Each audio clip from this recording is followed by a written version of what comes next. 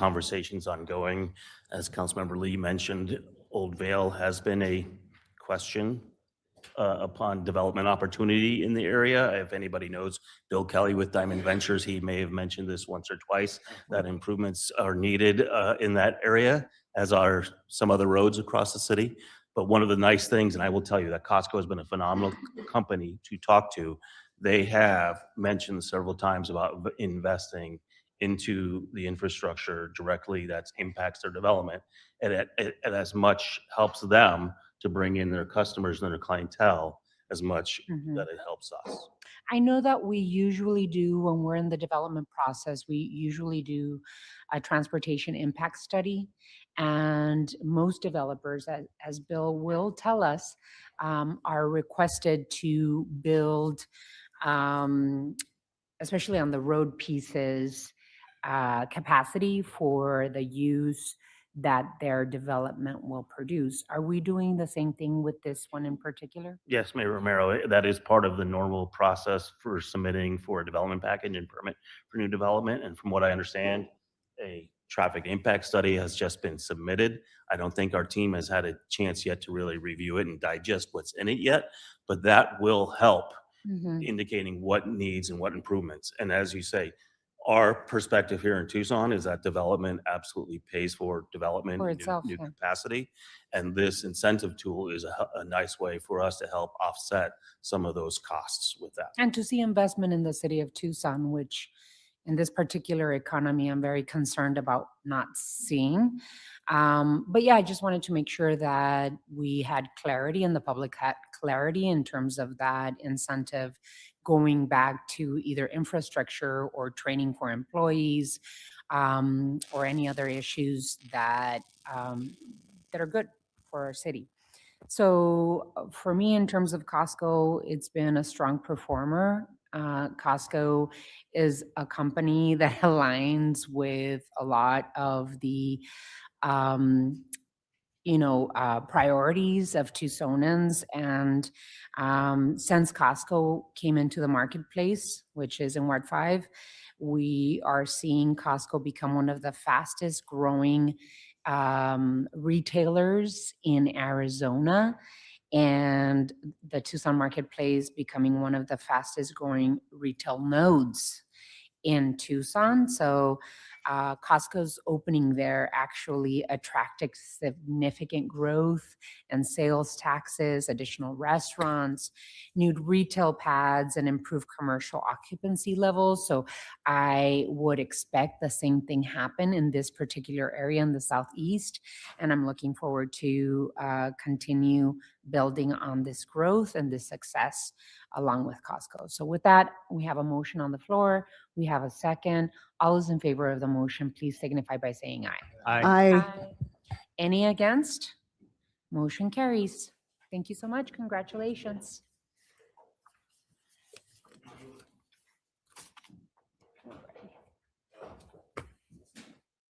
So we're moving to item 4.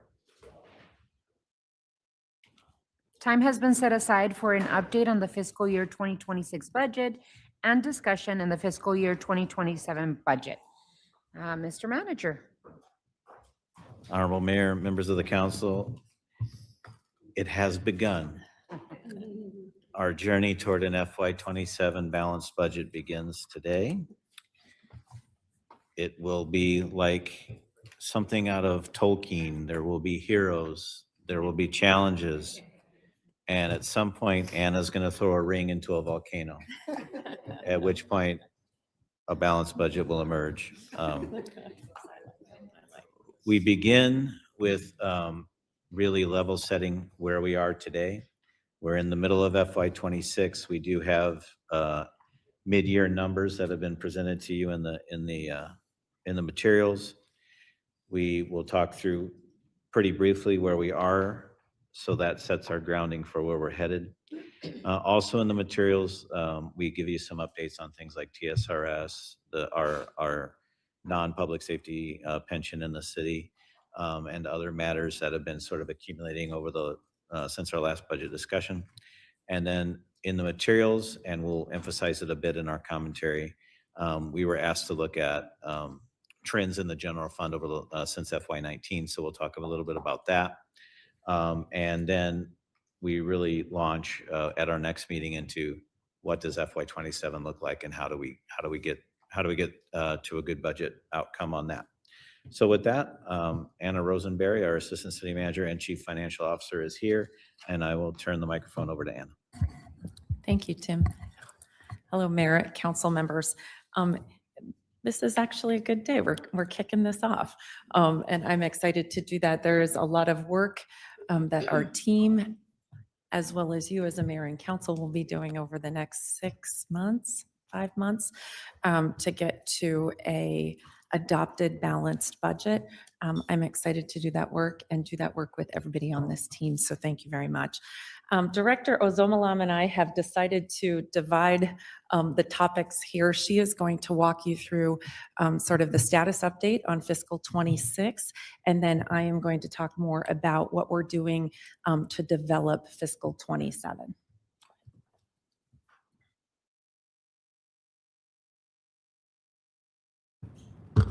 Up on the screen, we have the FY26 budget update.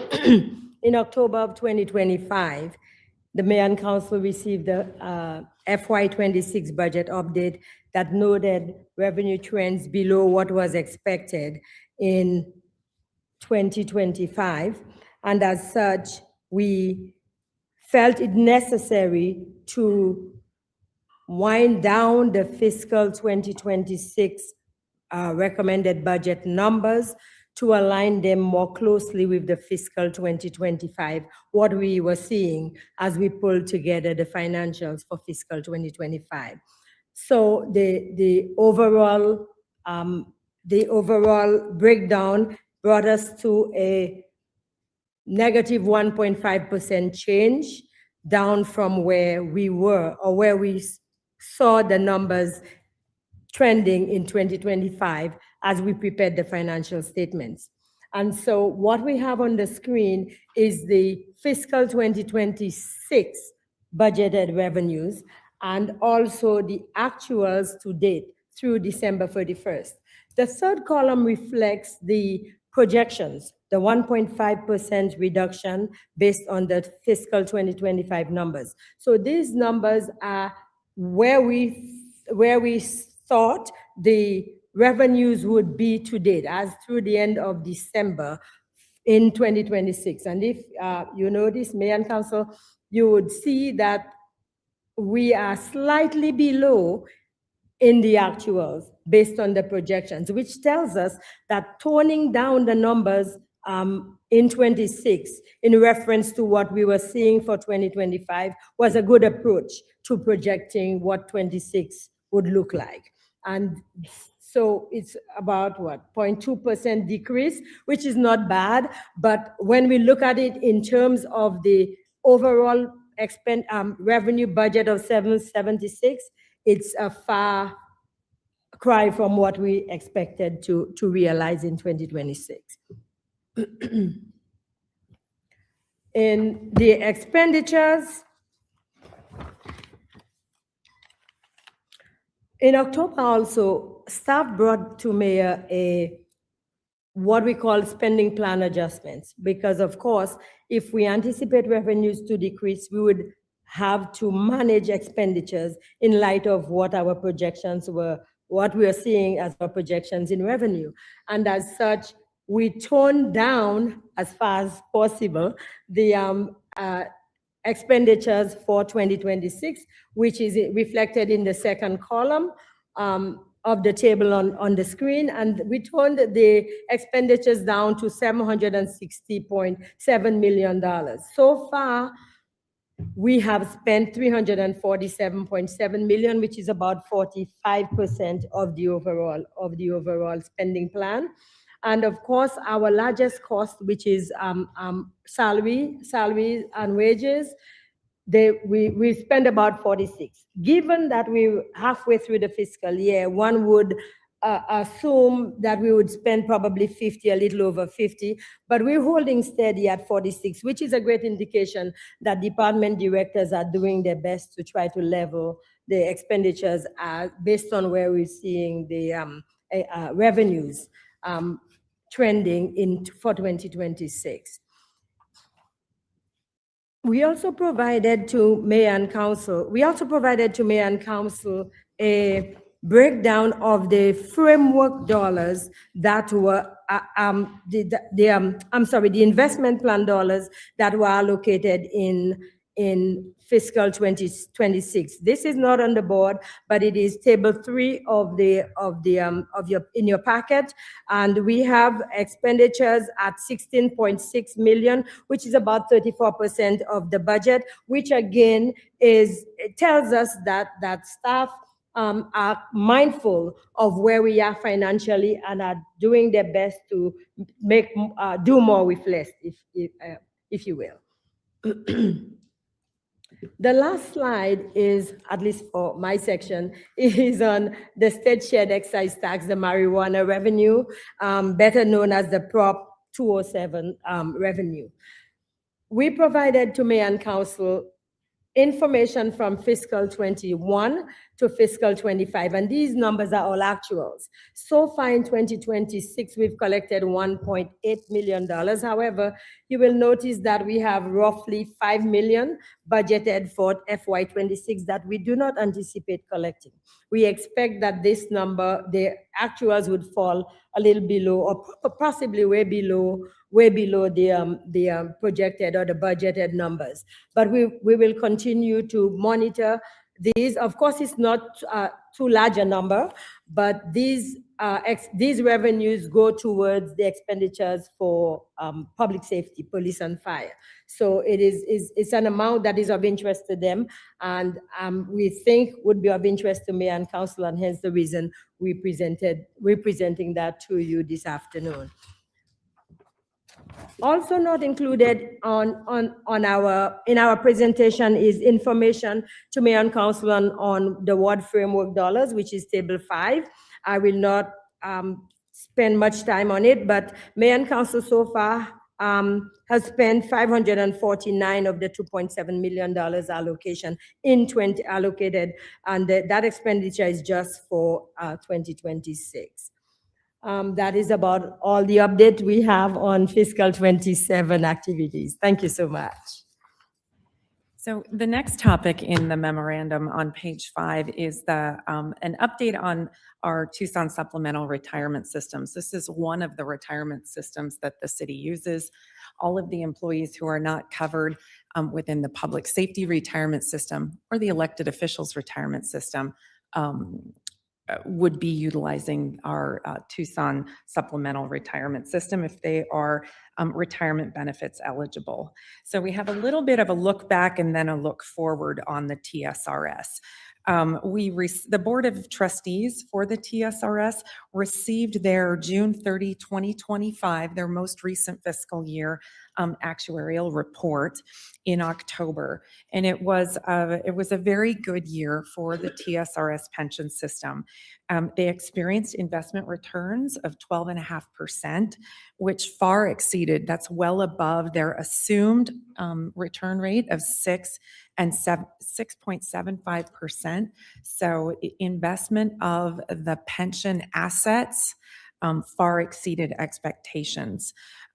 As a result of that, the plan experienced an increase in its funded ratio, which is good news. That's what we want to see each year. So they went from a funded ratio of 76.63% to a funded ratio of 78.97%. We're almost 80% funded on the expected liabilities within the plan. As a result, the plan is anticipated to achieve full funding, that 100% funding, in fiscal year 2033. And that's an improvement over last year's estimate of full funding in 2034. So again, great performance results within the TSRS pension system. In addition, the board is recommending a continued increase to employee contribution rates in fiscal 27. So for the coming fiscal year, the board has forwarded a recommended increase in 2 areas. And they are the areas that are shown in red on the table, on table 6. So they're recommending that for tier 1 members, the employee contribution would increase by 0.5%. And for tier 2, the employee contribution would increase by 0.25%. Now, the city manager is evaluating that recommendation, and among other factors related to total employee compensation benefits and the budget, and will be making a final recommendation to the mayor and council at a future date. There's no decision for you today, and there's no recommendation for you today, but I just wanted for your awareness to let you know that that is a recommendation that has been made by the board. We will, in addition to giving you this TSRS information today, there'll be a similar report of information for PSPRS, the Public Safety Pension System, in our next memorandum update to you in February. So let's talk in more detail, big picture, about fiscal 27's budget development. Staff has been working on fiscal 27 budget development for a couple of months now. Process actually begins in October, November. It's pretty quick after we get the one budget adopted. We're working to start develop the next budget. And as Director Ozomalam has already talked about, we're just experiencing a tight revenue picture, a revenue picture that we've seen on a somewhat of a decreasing trend, and we continue to see that trend not turn a corner. You know, we've been taking let's monitor this, let's look for good news, and while we're not seeing a great fall off, we're not seeing a lot of recovery. So we have been talking with directors, leaders about a really tight revenue picture for fiscal 27, and not having an expectation that there will be a lot of funds available beyond what's needed to cover a base budget, our current program commitments, and our investment plan. Departments have been asked to limit what has been called supplemental requests in the past, and to really just focus on essential unmet needs. That's the term of art that we're using this year, and as we work through any anticipated funding challenges. I'm happy to tell you we've had numerous conversations, practically every department already, about what they're identifying as unmet needs. And those conversations have been really productive. On the revenue side, a couple of topics, big picture. So as we've been talking about for months now, local sales tax revenues are trending below prior year levels. We've got a little bit more detail for you in the memorandum. We've seen the closure of 2 business establishments within the city, Big Lots and Sam Levitt's Furniture, and just declines in general visitation to Tucson, possible decline in border traffic from neighboring Mexico due to heightened immigration activities. All of those concerns continue. I think we've been fairly open about discussing those at the table as we talked about local sales tax collections. In the area of state shared revenues, for the coming year, there's a bit of a headwinds there too, particularly in state income tax revenues, as the state talks about their policies related to following through, honoring federal income tax reductions, deductions, and exemptions. What will happen to, what impact will that have on the pool of state income tax revenues that are shared with cities? We also have a new city in Arizona, the city of Santan Valley, which will now start participating in the urban revenue share. A new city doesn't grow the pot. It means that there are more cities sharing revenues out of that same pot. And so that's definitely going to be having an impact. The League of Cities is doing its best to help us project the impact of that. So we expect to be talking a lot more about urban revenue share estimates as we go through budget preparation. So we're working on full revenue projections based on the information that we have to date. And there'll be a lot more to come on that topic. On the expenditure side, we start with this concept of a base budget, what is needed to fund our current operations. We are working hard on the topic of employee investments. The city is working to develop a budget recommendation that includes year 2 of the city manager's 3-year strategy for employee compensation investments. If you recall, last year, as a part of the compensation plan, of which we asked the mayor and council to adopt year 1, there were year 2 and year 3 projections and plans for employee pay progression, employee in-range adjustment, and employee market adjustments. Again, we will have more details to come on how we are able to incorporate those recommendations into the budget. I know that employees are very interested in this topic and seeing how we bring this item forward. Last year, year 1 of the plan had us dedicating nearly $21 million to employee salary increases all across all funds. Almost 14 million of that was within the general fund. That's not including increases for pension costs or health and wellness benefits. That's compensation. Year 2 of the plan is I would say even more aggressive, bigger numbers. So year 2 of the plan was forecasted to have a $15.3 million invested, an additional $15.3 million invested in the general fund, and a total of over $22.8 million of salary investments in city workers. We are, as I said, we are doing the work to bring forward a great compensation plan recommendation to the mayor and council. That compensation plan, which is really critical to the budget, that recommendation in detail will be coming to the mayor and council at your April 7th study session. And then within the memo, we talk about the other timelines for other pieces of the compensation plan. We adopt the compensation plan as a part of the budget, so it is also up for adoption on final budget night, which is expected to be June 9th.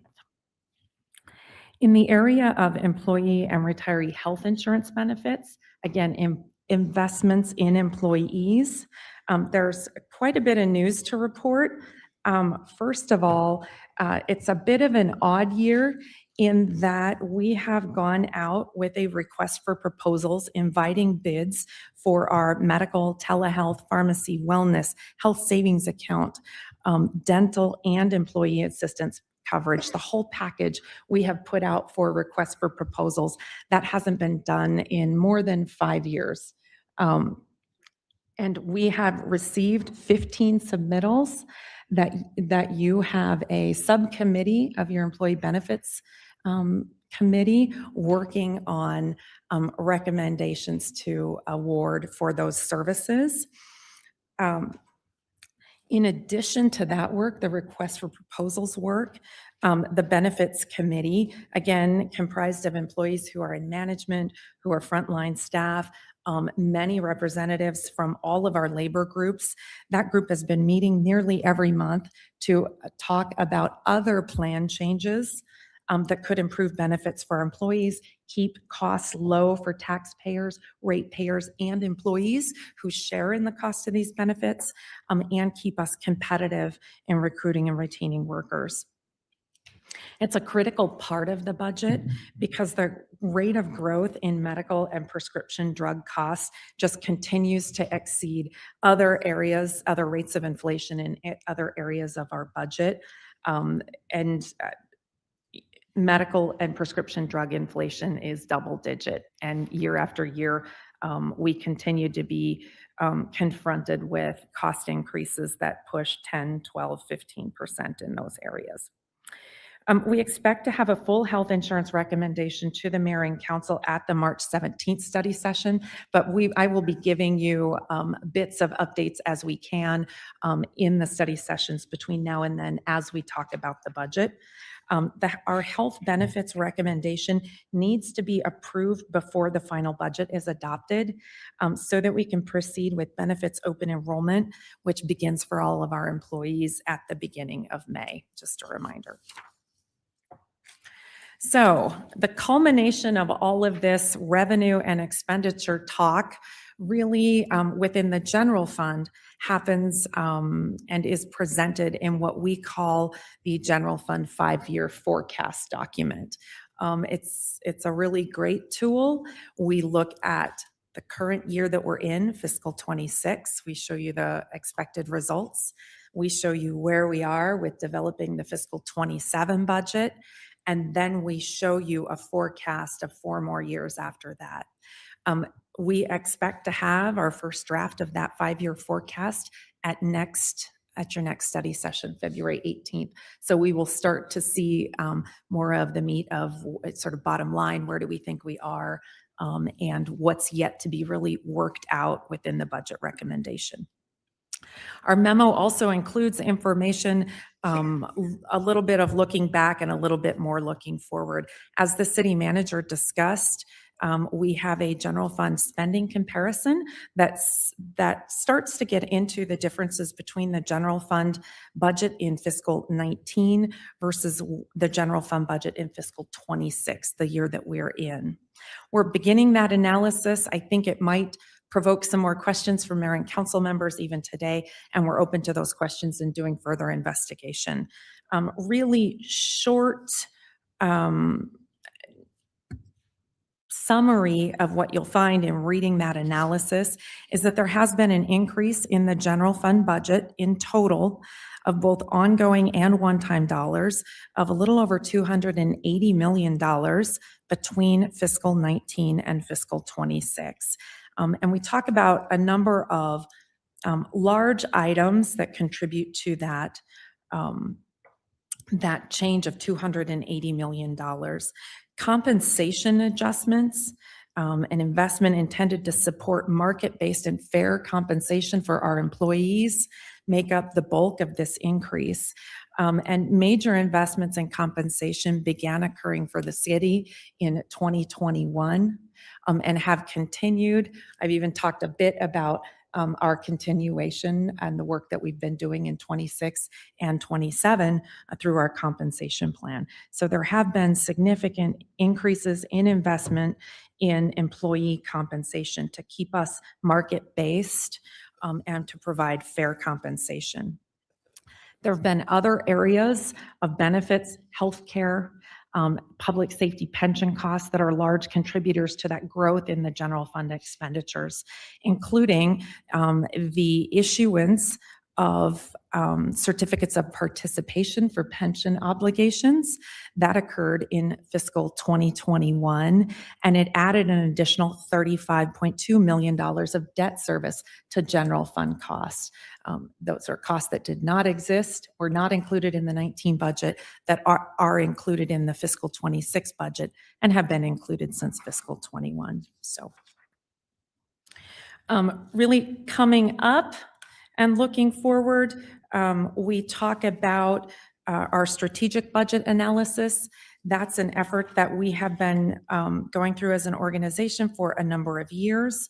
It assesses how public funds are used by each department, and the goal is to identify areas where funding might be inequitable or insufficient, particularly in services that support underserved populations. This year, the team is looking for ways to incorporate the Prosperity Initiative goals into this budget analysis. So we'll be touching on service to underserved areas, underinvested areas, and then looking at ways that we can positively impact residents, in fighting intergenerational poverty within the city and our region. So that's coming up. We gave you a bit of information on the community engagement sessions that occurred this fall.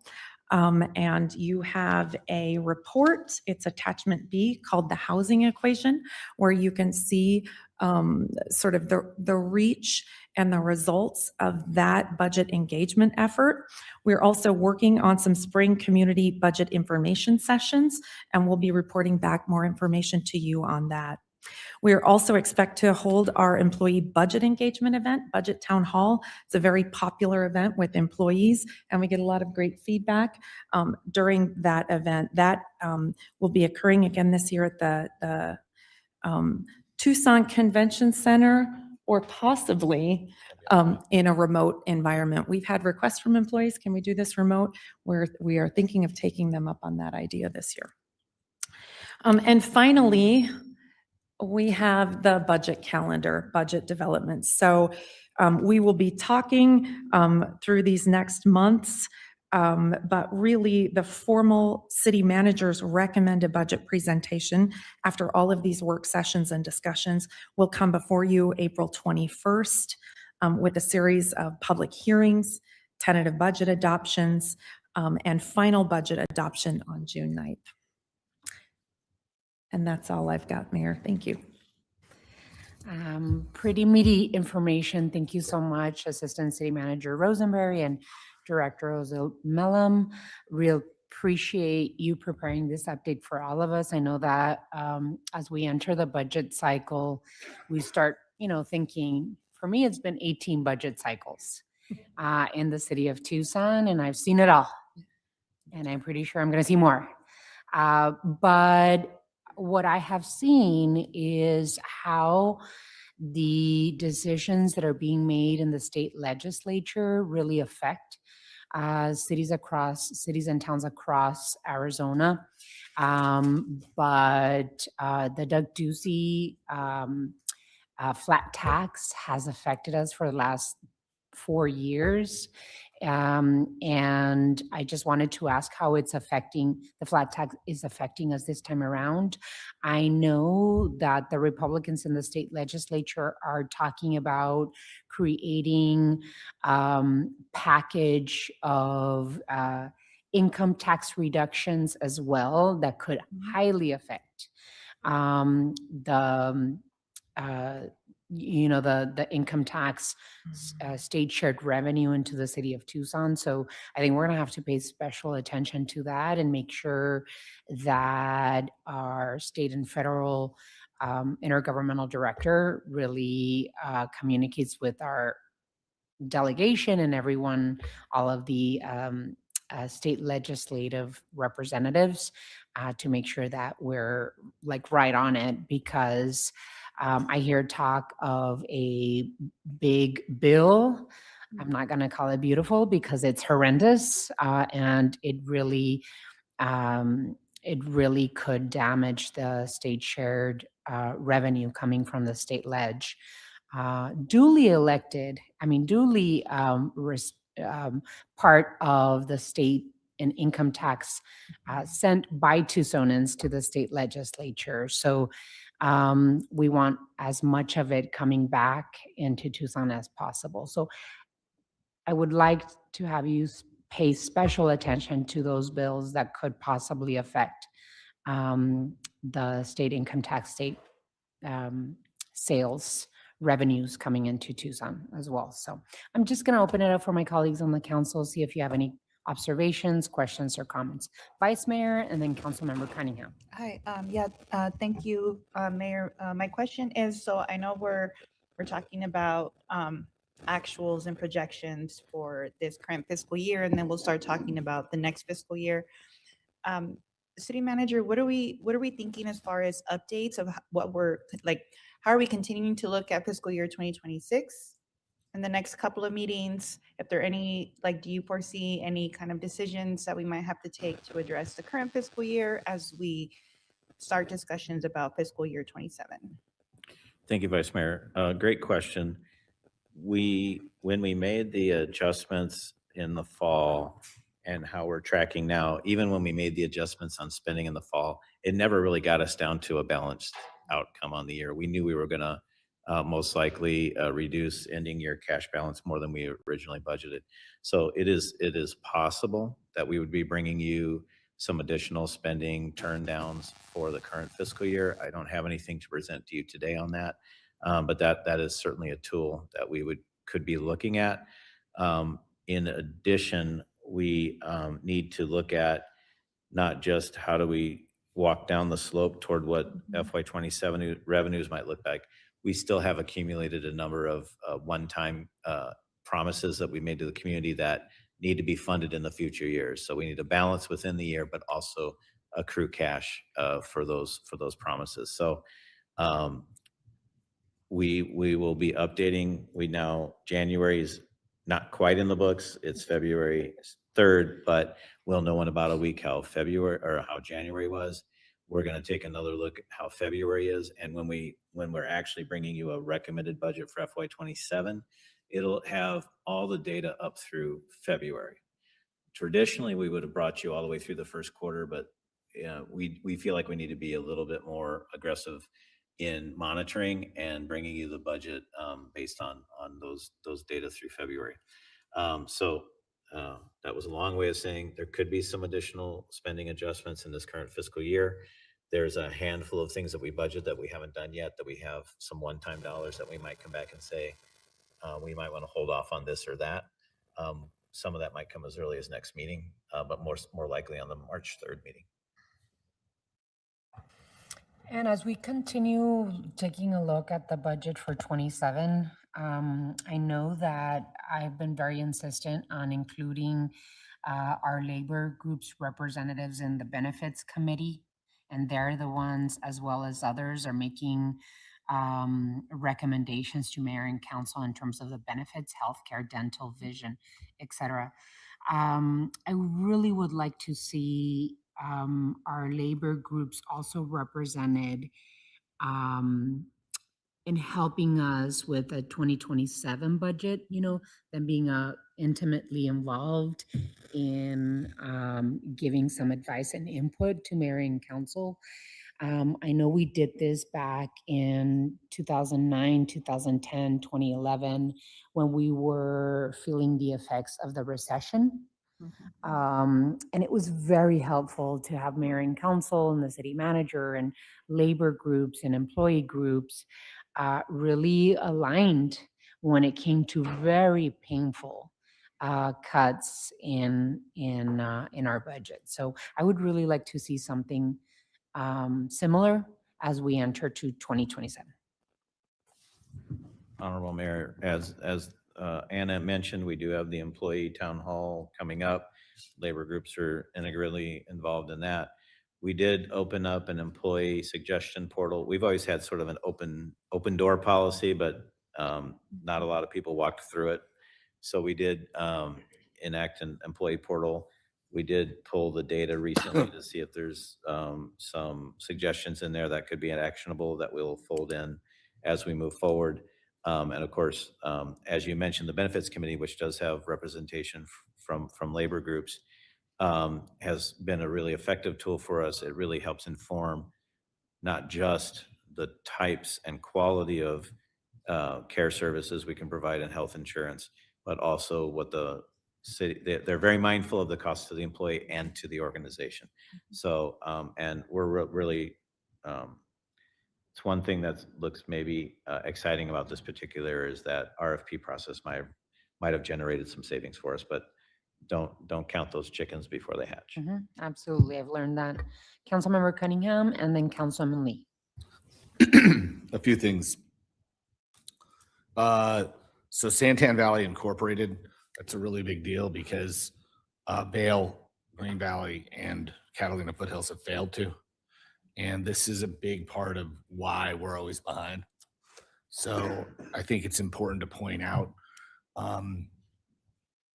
if Santan Valley was in Pima County, because we're the only county that it applies to, but if Santan Valley was in Pima County and did not incorporate, how much money would they have lost? And we want to get that number out to the people who live in Green Valley, Catalina Foothills, and Vail, because that's part of the challenge that we're facing.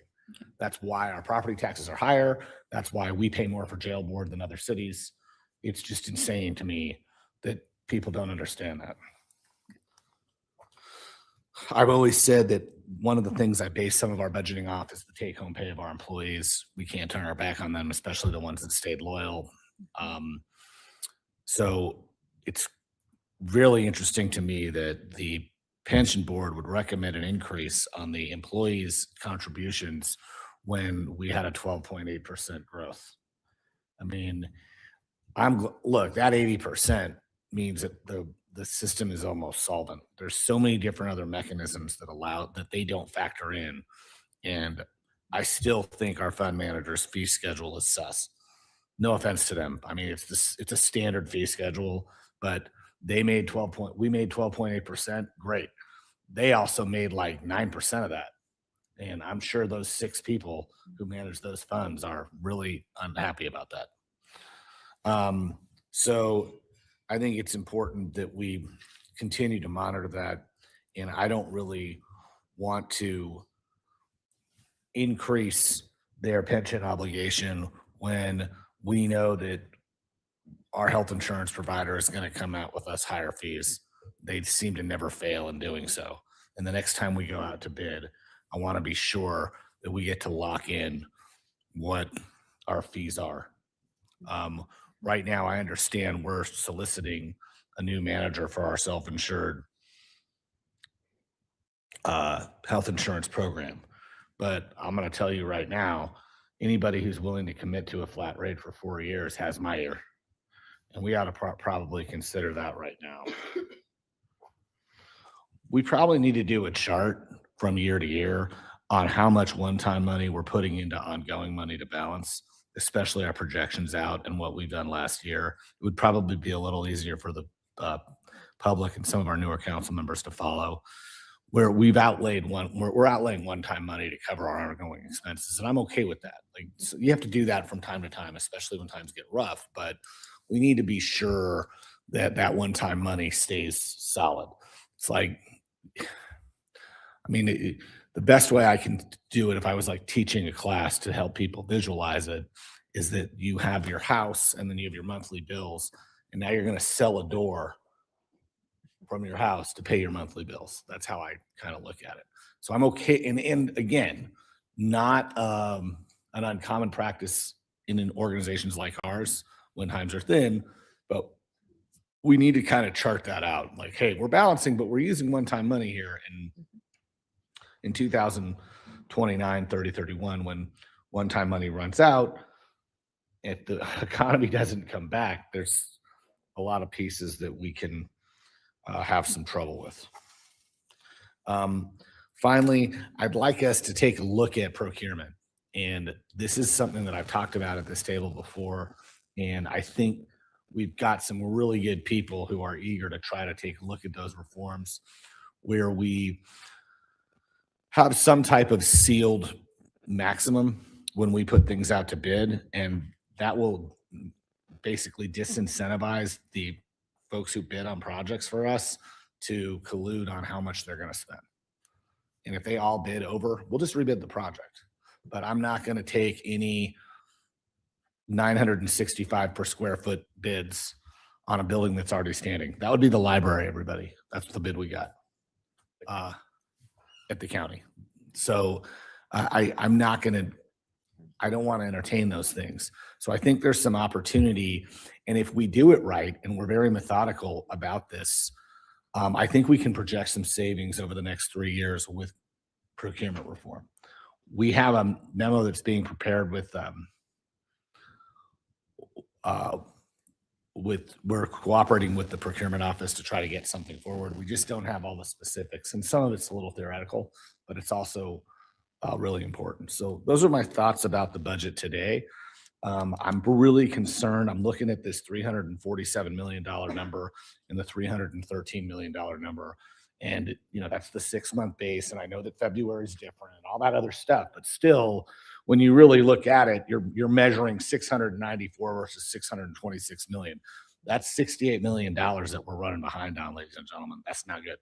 So I'm really concerned about how that's going to go down.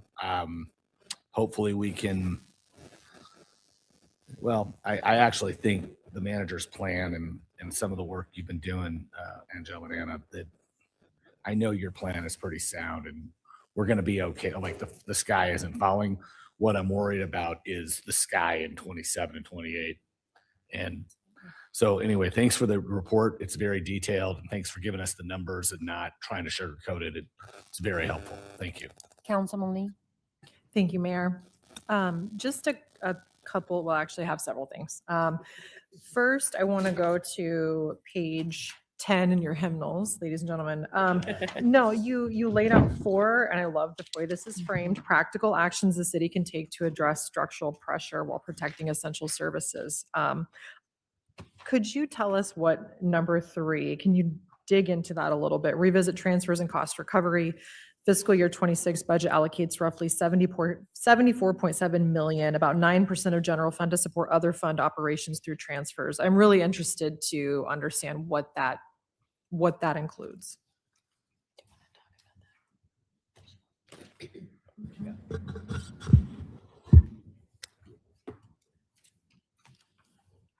Honorable Mayor, Council Member Lee, the fiscal 26 budget allocated, if I can go back quickly to what we submitted, $97.3 million to transfers out and investments.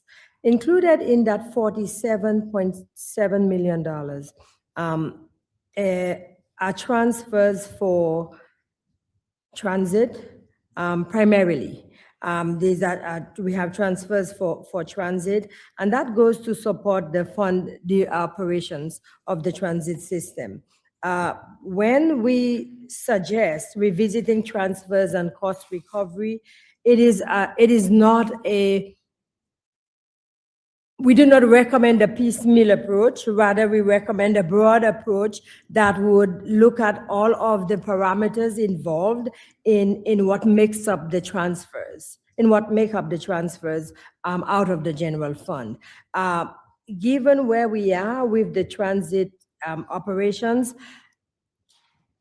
the system has to rely on transfers from the general fund to continue to provide the services to the public, which is a service, of course, that does not generate income equivalent to the expenditures. So it is something that we cannot necessarily set aside, but it is something that we can come together, staff could come together and take a closer look at to come up with suggestions to Mayor and Council on how best to handle the ongoing costs out of the general fund. Okay, thank you for clarifying. I think it's really important that we're citing specific things that are included, because the average person is not going to read that. It flagged to me because I'm aware that, and I've talked about this so many times, and spoiler alert, I'm going to continue talking about this every meeting until we fix this structural pressure, as you said, is that 9% of our general fund is being transferred out to fund transit.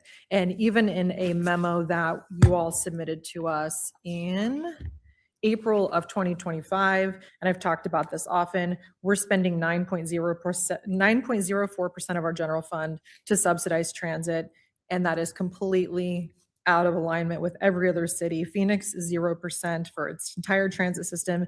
Mesa is 2.67%. I said 6.7 at the table. I don't know if I get a thing for that. My kids are going to be embarrassed, but that's the number in the spreadsheet. So to me, this is a major, major thing that we have got to talk about and we have got to solve, is how are we going to fund the transit system without relying on the general fund, because the general fund cannot continue to carry the weight of that. And to me, we either shrink the system to fit within the budget that we have, or we find another funding source to relieve the pressure off of the general fund. And to that end, I did have a question, and you may not know, Tim, how to answer this yet, but do you know the dollar amount that we are required to provide in terms of matching funds for federal grants and whatnot to fund the transit system? Honorable Mayor, members of the council, with respect to matching funds, that is separate from the fund transfer amount. So that would be, and we'll show that in detail on on the 5-year when we come back on the 18th. It varies from year to year based on the grants that we have active at the year. It can be anywhere from probably $1 to $5 million, Okay. depending on the number of federal grants that we've received. Okay, perfect. I was wondering how other cities do that when they have 0% of the general fund, but they also have to come up with matching funds. So I was curious about how all that worked. To that end, so we have a 9% going to transit. Within that is the bus fare, not collecting bus fares. And I want to talk about that for a moment because we had some recommendations in front of us back in August with 5 different scenarios for reinstating fares. And I want to, Tim, if we could, prior to another meeting, I think there is a narrative that these numbers, these scenarios, and potential revenue were pulled out of thin air. And I know that your team did the equity analysis that was required and also came up with these estimates for estimated revenue based on some criteria and some assumptions and some logic. And I would like to see if you can provide that for us for these 5 scenarios, just so we understand how you arrived at those potential revenue numbers and those targets so that we can answer that. Did you want to respond to that, Tim?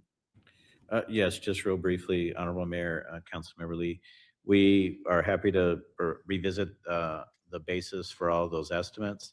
What I'd also like to indicate is we've also been asked to look at what are the economic benefits and associated both ridership, but also economic investments associated with transit. Specifically, there was a previous report done on the streetcar itself. We've been asked to look at fare free in that same analysis so we would be looking at both sides of the equation. Perfect. That is wonderful. Table 8 in the document. I love this fixed versus discretionary. I love this good table here. What I would like to see if we could get when we come into this next conversation on the discretionary policy choices piece, like programs, pilots, initiatives, non-mandated service levels beyond minimum operational requirements. Can we double click down into that? Can we get some line items of what these different pilots and what these different options are? Because I feel like based on what we're looking at, we're going to have to make decisions and we're going to need that specificity on what is this particular line item, how much does it cost, so that we can start to visualize what those discretionary and those choices we have in front of us are going to be. I appreciate the narrative on fiscal year 19 versus 26. This was a question I asked in our last conversation, acknowledging that when the vice mayor and I came into office and the mayor became mayor, we were spending 51% less in general fund expenditures, and now we're spending 51% more. And my overarching concern with that is just what happens when we have to go back to living within our means, and how are we going to be able to do that? And I think it would be helpful if we had some more definition. I know you said the analysis is going, but really, what are those things? What are those one-time expenditures that are not going to carry forward? And I know we have done a series of investments in our employees from salary, which is critical. How are those stacking up so that we can see the progression of, we approved $5 million for COLA one year, and then we did a $20 million, and then now we're doing $22 million next year. How are all those stacking to tell us the story about where that $280 million is now allocated, where it wasn't when we came into office? I think that's going to be really, really important. Another piece, I know we talked about when we visited the transit safety item, revisiting at the second meeting in March, after we know what happens with RTA, how we can move forward on transit safety now that we know what's going to be coming in or what's not. I'm going to work with the mayor and see if we can have a conversation around a long-term strategy for how do we get away from this 9%? What mechanisms are there for long-term transit funding? So that's definitely an actionable thing to look at. Tim, I appreciate your point on kind of a suggestion box. Hopefully that's an evergreen thing and that's ongoing, so that when people see an opportunity, they can submit a suggestion. And maybe there's a way we can tie it to people's goals and workday. As we look at future goals for 2027, I guess it would be, or mid-year goals, how can we add a goal to look for efficiencies and look for ways to do things better and save some money? And one of the other ideas I'll just throw out there is, I know how much some of my colleagues love consultants, so we don't want to do that. But maybe there's an opportunity to create a program internally where we put people in different roles to shadow another organization to watch a process and look for efficiency opportunities. Because sometimes we get so stuck in what we're doing that we don't see the opportunities that are there to do things differently and to find efficiencies. So maybe if we can't, have somebody come in and look at all of our processes and help us identify those opportunities, maybe our own team can kind of jump in and shadow and help find those opportunities. Because I think there's probably a lot to be found and to be able to save and do things a little bit more cost effectively over time, to Paul's point about procurement, for an example, but we've got to make that a dedicated focus to be able to find those opportunities. Of course. Thank you, Mayor and members of the council, Councilwoman Lee. To that last point, I do want to highlight something we haven't presented much on lately, but we did over the last year really ramp back up our internal auditing process. We had internal auditors for a while, and it's not just audit from a compliance standpoint, it's audits from a performance standpoint. And for about a year or a year and a half, we didn't have anybody in that role because we take our most talented people and put them on the brightly burning fire at the time. We actually restored that, and we've actually had a few things come our way in the form of some work output from that function that hopefully will be doing much of what you were just saying. Thank you for that suggestion. Perfect. Thank you, Mayor. Thank you, Councilman Lee. I appreciate your requests in terms of comparing 2019 to 2026. And I hear that a lot from many out there that, we have $280 million more. Whatever happened to it? Besides the transfers out, I would want to know, okay, how do we arrive at $280 million more? And there's a lot of misinformation out there that our budget in terms of disposable money is $2.4 billion. I think people need to understand the general fund versus the entire budget and what is discretionary in terms of budgeting for mayor and council and what has to go to certain departments like Tucson Water and others. And so for me, what I would want to know, how do we get to the $280 million more, right? 2019 is very, very different than 2026. We just went through a pandemic and a huge inflationary period that I'm sure affected the funds coming in. But then we've decided to make huge investments, historic investments in our employees. And so how much of the funds coming in are really used to pay for the biggest resource that we have within the city of Tucson, which is our employees. How much more are we paying in healthcare benefits? All of the things that, because it's one story being told with the transfers out, but how did the 280 come to be? And what are we spending that additional 280 on from 2019? 2019 is a very different world than 2026. So Councilmember Barajas, and I don't know if Councilmember Schubert wants to jump in. Thank you, Mayor. Well, thank you all for that overview. Just some ideas that I have while you all were speaking as we move forward with the budget and in preparing for the spring community budget information sessions. I am interested in seeing some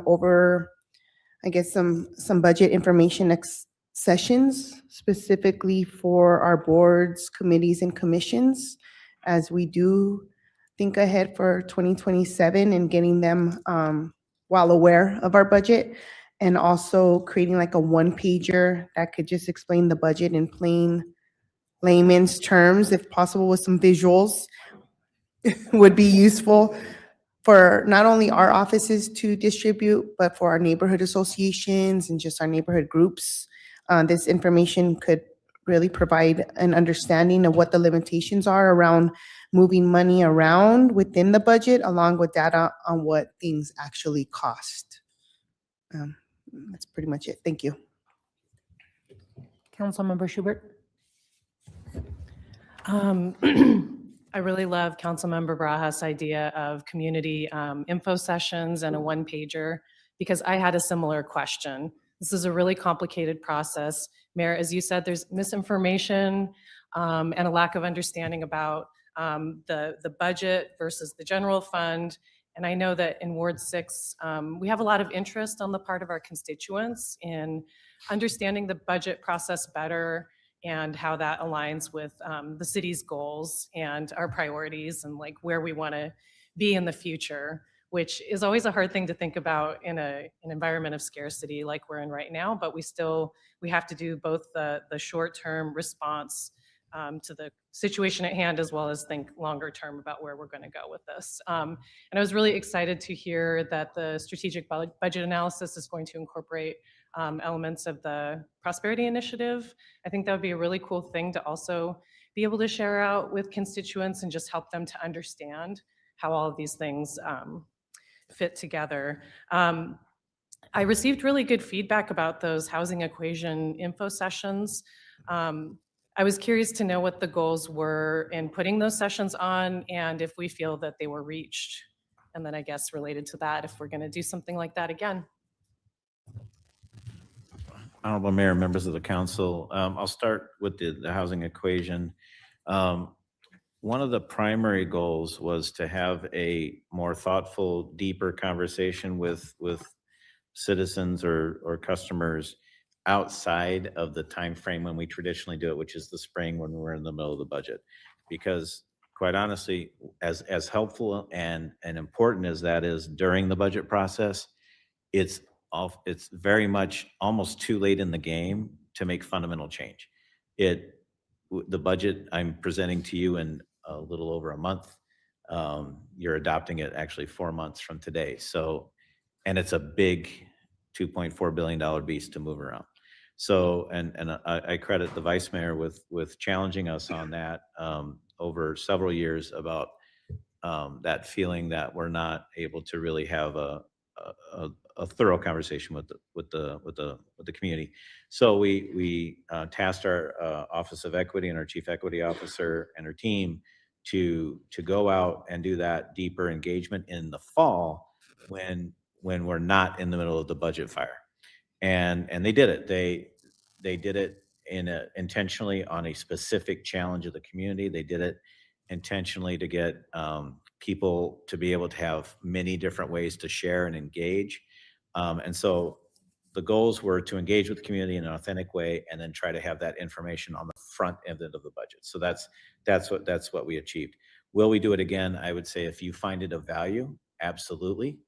I think as staff, we found it of value, but you as the decision makers and you as the ones who ultimately adopt a budget, as you review those materials, as we engage on it, I am absolutely seeking your feedback on A, was it valuable, and B, how should we approach it next fall so that we can keep getting better at that. So that's my answer, sir. Thank you. I appreciate that. That's really helpful. I was kind of curious to know, is there a way to report back to the community about the priorities that they've expressed and how that may have impacted any decisions? Honorable Mayor, Councilmember Schubert, I would say absolutely. Right now, we've provided this report, which is what we heard, but I think what you're asking is what do we do with it? And so that would be something we can be tracking as we build the budget narrative going up to recommendation. Thank you. And then just to address the talk about how much of the general fund is devoted to transit and the fiscal impact of having fare free. Just want to mention that I always question the value of whether or not we're concerned about being out of alignment with other cities when Tucson can't form our own metropolitan transit authority. So, in Maricopa, for example, they don't have that kind of pressure on their general fund. So I think when we're doing comparisons, it's important to make sure we're comparing apples to apples. And I was glad to hear City Manager affirm that the plan to have a fiscal analysis because every piece of data and research that we've seen has shown that when fares are reinstituted in cases where they're fare free, both revenue and ridership decreases. So, I too am interested in a long-term strategy to look for dedicated and sustainable transit funding and to just, again, help combat misinformation and create greater understanding. Much as these budget conversations will always prompt my colleague, Councilmember Lee, to talk about transit funding and fares. Budget deficits these days prompt me to think about the RTA next, and that has us devoting $20 million annually to projects that are outside the city of Tucson. So I think that it's important to look at the whole picture of all the decisions being made about the revenue and how Tucson's revenue is or isn't being reinvested back into the projects we need. Thank you. Thank you. And talking about priorities, we are having our city clerk talk to your offices to schedule a mayor and council retreat so that we can talk about priorities and we can continue talking about the budget at that time. But most importantly, when we enter into conversations about difficult budget years, it's important that we talk priorities amongst the 7 of us to make sure that our priorities reflect the budget that we're putting together. So hopefully we'll fall on a good date to talk about how we prioritize our budget moving forward. And I too want to thank all of you and the Office of Equity for putting together the much more and expanded conversations on our budget. And the Housing Equation Budget Forum was scheduled to happen, one in each ward. Appreciate the council offices that worked with the Office of Equity to put these conversations together. One of my budget forums, we focused completely on youth. We made it a youth budget forum, and we got an incredible turnout and received information on what their priorities are. So in keeping the Housing Equation Budget forums that we've done, and then any other opportunities that we can get to get the input of our community, our labor groups into the equation is going to be important for me. And yes, I too, agree that we should move towards dedicated funding sources for lots of things. We've had many conversations around this table to talk about dedicated funding sources for parks and recreation, for transit, for public safety. I think the issue has been that, we have to convince the voters, and putting together a voter-informed question for them to tell us what they want to invest in is important. We went out and gave it a try with 414. Voters overwhelmingly rejected it. We're looking at 418, 419. Let's see what they say about that. I believe in yes and, right? Agree that Maricopa County and the city of Phoenix have very, very different charters. And the city of Phoenix, does have, and Maricopa County, they do have a transit authority. And so the transit authority is funded through sales tax investments of the entire county of Maricopa. And so the city of Phoenix does not have to spend as much funds, very, very little funds for transit, because why? Maricopa County residents decided to invest in themselves. So lots to talk about. I think I've said for a long time, if we want shiny, wonderful things, then we've got to learn how to pay for them. So with that, if there's no more questions, I really appreciate the presentation. Thank you so much. Thank you, Mr. City Manager. All righty, we are moving on to item 5. Item 5, time has been set aside for discussion with the city attorney and city clerk regarding mayor and council authority and responsibilities. Mr. Attorney. Thank you, Honorable Mayor, and members of council. I'd first like to thank our former city clerk for having this conversation, as well as our interim, Ms. Lozano, for having this conversation as well with our office to get this rolling.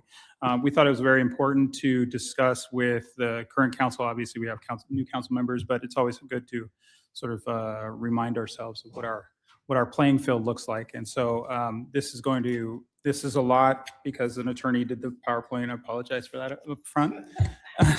But yeah, Tim already started trying to do that. But we'll go through this quickly, and at any time, if you have questions, please feel free to jump in. I try to keep it as limited as possible, but there's a lot to cover, so I'll get to it. The first I'll talk about is the charter authority of the mayor and council.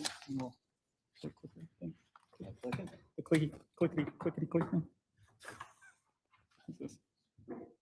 And obviously, and we're all familiar, the charter in the city of Tucson authorizes the government of the city of Tucson to be invested in both the mayor and the council, the mayor and 6 council members under Chapter 3, Section 1.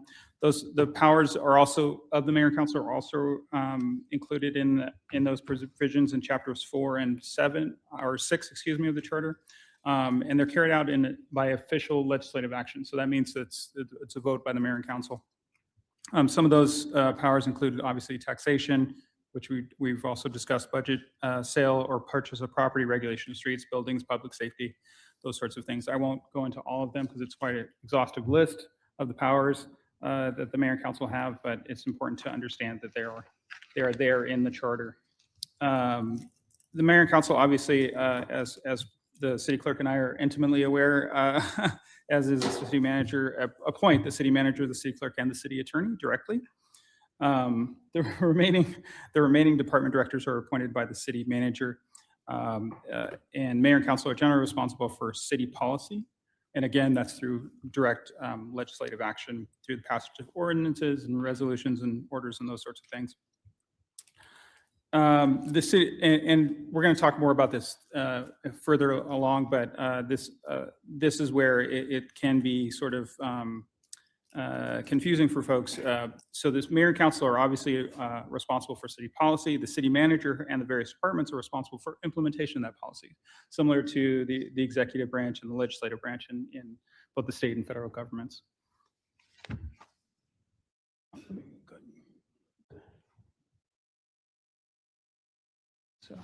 And this is something that I know the city clerk will cover as well, but I think it's always important for the mayor and council to have an understanding of what the various offices do, and especially in those charter roles, the city attorney, the city clerk, and the city manager. And I'll go over what our role is in the city attorney's office, just to give you a sense of what that looks like.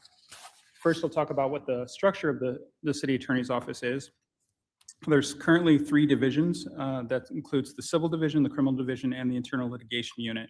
So the civil division is what you would normally consider the city's attorney, right? So we represent the city as an organization and advise both the mayor and council and the city manager and all city departments in any civil legal matter, including some non-tort litigation. So non-tort litigation is something like a contract dispute or something like that. In addition, we also have the criminal division, which we've talked a lot about at this table, and I've tried to bring it up as much as possible because they engage in prosecuting misdemeanor criminal violations within the city limits. That includes many of the programs that you, Mayor, and others in the members of council have tasked with, things like community court and the Safe City Initiative and transit safety. Those are all things that get prosecuted by the criminal division. It's very important in our office. In addition, we have an internal litigation unit that has been very successful at defending the city and certain employees in their official capacity in tort lawsuits. So these are things like trip and falls, motor vehicle accidents, non-contract kind of disputes, those kinds of things that we have talked about in things like executive sessions and settlements and those sorts of things.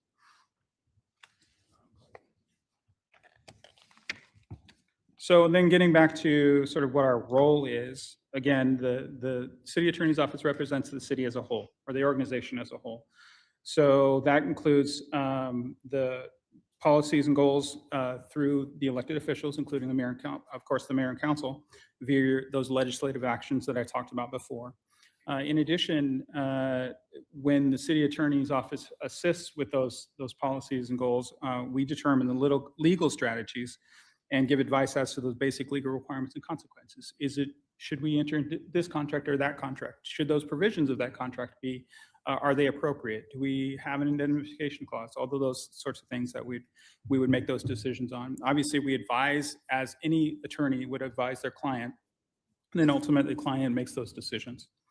During litigation, it's a little different because the city sets the goals and determines what the city's position, but then in the same way that a city attorney or an attorney would represent their client, that attorney would then determine the legal strategy to take and the process taken to achieve those goals. So you tell me, hey, sue this organization, we will sue that organization, we will pursue that suit in the manner that is appropriate under our legal strategy. That makes sense. Excuse me. So what do we don't do? And this is always important to understand, just a hint. We don't advise individuals as to their personal legal matters unrelated to the city. We don't advise individuals as to employment actions taken against them. We don't advise criminal defendants as to their personal legal cases. And let me just make that a little bit clearer. So we obviously deal with, in the criminal division, we deal with pro se defendants, defendants without attorneys, often in the majority of those cases are pro se. We will advise them of what their rights are, but we don't get to determine what they choose to do with those rights. We just advise them, and then they get to determine what course of action they want to take. We don't advise third parties as to legal strategies or risks. And obviously the city works with hundreds, if not thousands, of third parties in many different capacities. And they may have their own legal risks to determine. And if we are entering into a contract or an agreement or are implementing policy and that may affect them, we don't advise them of the risks to those third parties. We may negotiate with them and they may present those risks and we can talk about that, but we don't advise them as to what they should do. And again, obviously, because the mayor and council sets policy for the city of Tucson, we don't make final policy decisions. That's up to the 7 of you.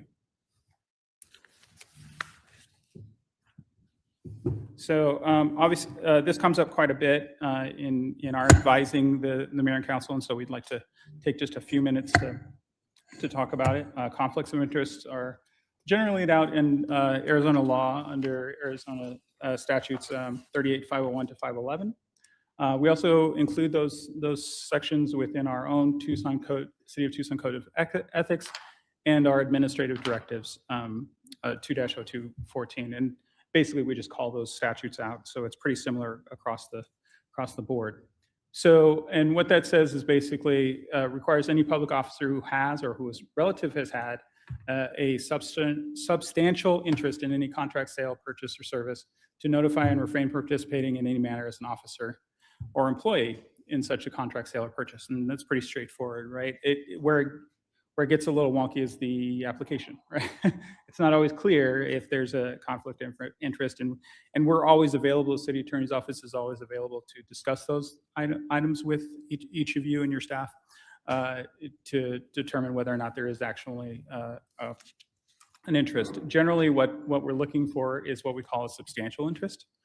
That substantial interest is any non-speculative pecuniary or proprietary interest, which is a mouthful, but really it's just a direct economic benefit or a detriment to the officer or their relative. So if I'm coming to the city and I want to negotiate a contract and my brother's on the council, that's going to be a pretty clear benefit to me if I can negotiate that contract with the city. So I would have to probably have my brother recused and those sorts of things. Where it gets a little bit more interesting is those sort of more remote interests that people might have. This is not an exhaustive list of remote interests. And remember, if it's a remote interest, it's not a substantial interest, so that means there's not a conflict. Some of the remote interests are for folks that are on nonprofit boards. If they're not salaried, if they're not getting any pecuniary benefit or not getting any direct benefit. If they're an attorney of a party, they're not getting any benefit because they would get paid either way. member of a nonprofit marketing association. Those are things that don't qualify as a conflict. Also a public officer of another municipality or another organization or political subdivision. So those are all things that people come to us with pretty regularly. The last one is also one that comes up pretty regularly, is a relative who's an employee of a company that the city does business with, but it's a large company and they don't have any control or decision-making authority. Then we don't consider that a conflict under the current law. Some of the more specific conflicts that are laid out in the Arizona statutes include, obviously, for mayor and council, if people generally, if they move on, they have to refrain from representing an entity for compensation before that body for at least a year. Additionally, they can't disclose confidential information for at least 2 years after that representation. Assuming you'll all be here for 50 years, it's not going to be an issue. You also can't use obviously, the biggest one is you can't use your official position to secure valuable things or benefits. You can't go to, Pat's and get a hot dog for free, or, or anything. I would get more than a hot dog. I'm just saying. Yeah, this is this guy right here. Also, you can't use city equipment or facilities for what's called the general convenience or profit. Obviously, you can use city equipment and city facilities for work and for your appointed employees and those sorts of things. But if it's just, you just want to sit and play, the latest video game on your city computer all day, then probably not so much. This guy. While we're speaking of that, I also put in the Tucson Code Section 1018 in our political activity guidelines. I'm not going to go over them now. I will go over one portion of them because I did get a question related to it, and that's Arizona Revised Statute 9-500.14, and that's just using city resources to influence an election. Obviously, that's a state statute, and the concern is that this political subdivisions, cities, counties have a lot of resources, and if there are elections, they can use those resources to influence the outcome of those elections. So that state statute exists for that reason. Mainly, the main thing you want to think about when you're thinking about those kinds of things is, one, you don't want to influence the election. So the first thing you don't do is either express support or opposition to a particular ballot measure, especially if it has not been voted on and it's before the community now. The main thing, though, is also you don't use one of the things they look at when they're doing the analysis for these kinds of violations is they look at whether you've used city resources. And for employees, it's very clear. For employees, you can't do it while you're acting as an employee, right? You're on the clock, those sorts of things. Well, we also recognize that the mayor and council are always on the clock, right? So that's not included in the analysis so much. It's really, are you using those city resources? Are you using city computers? Are you using city office space? Are you doing those sorts of things? You do have a First Amendment right to express your opinion on any matter of general public notice, right? But you have to do that as an individual. So that means that if you have an opinion about a ballot measure or something like that, you can express that, but you express it outside of your purview as a council member and mayor. I'm sorry, Roy. Sure, go This ahead. is contrary to what Mike Rankin had always advised us. So as mayor and council, as I understood it, have a right as elected officials also to take a stand Mhm. on initiatives and candidate endorsements. Is that correct? You do, but it's a different, let me explain how that works. There are And different of course, I understand not using any city resources, Right. not using our office, our printers, our computers, not using our staff to say vote yes or no on something. Right. But as an elected official, I could go outside, use my personal cell phone, my personal Instagram, my personal Facebook page, and tell people I support a certain candidate or a certain, okay. Yeah, and that's exactly, I'm sorry if that came across. Yeah, incorrectly. that That's came exactly what I was across, saying. Yeah. completely contrary to what I Sure. understood. Sure, no. And getting back to what I was saying, you do have that First Amendment right to express those opinions. Again, you just don't do it as you can even use the title that you just don't do it using the resources available to by virtue of your position. So that means you're, you know, like your city issued cell phone or your city issued computer and those sorts of things. The statute does recognize that the, you know, elected officials are a little bit different in the sense that they may express those opinions at any time and aren't necessarily paid by the hour and can express those. The important thing to remember though is just that resource issue. It's really focused for elected officials. It's very much focused on using others. So we wouldn't be able to use our newsletters that we use Right. to inform our neighbors as a mayor from the mayor's office, but we would be able to add our name to a political mailer paid for by Someone whatever else. candidate campaign or issue campaign happening. Okay, I just wanted that clarity because there's an election happening right now, I noticed. and many of us are taking positions. Sure. And of course, I'm mayor all the time.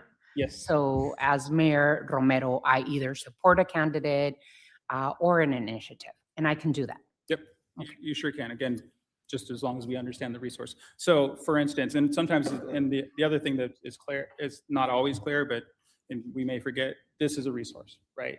We're using city resources to broadcast this and all those sorts of things. So this is where we don't sort of express those views.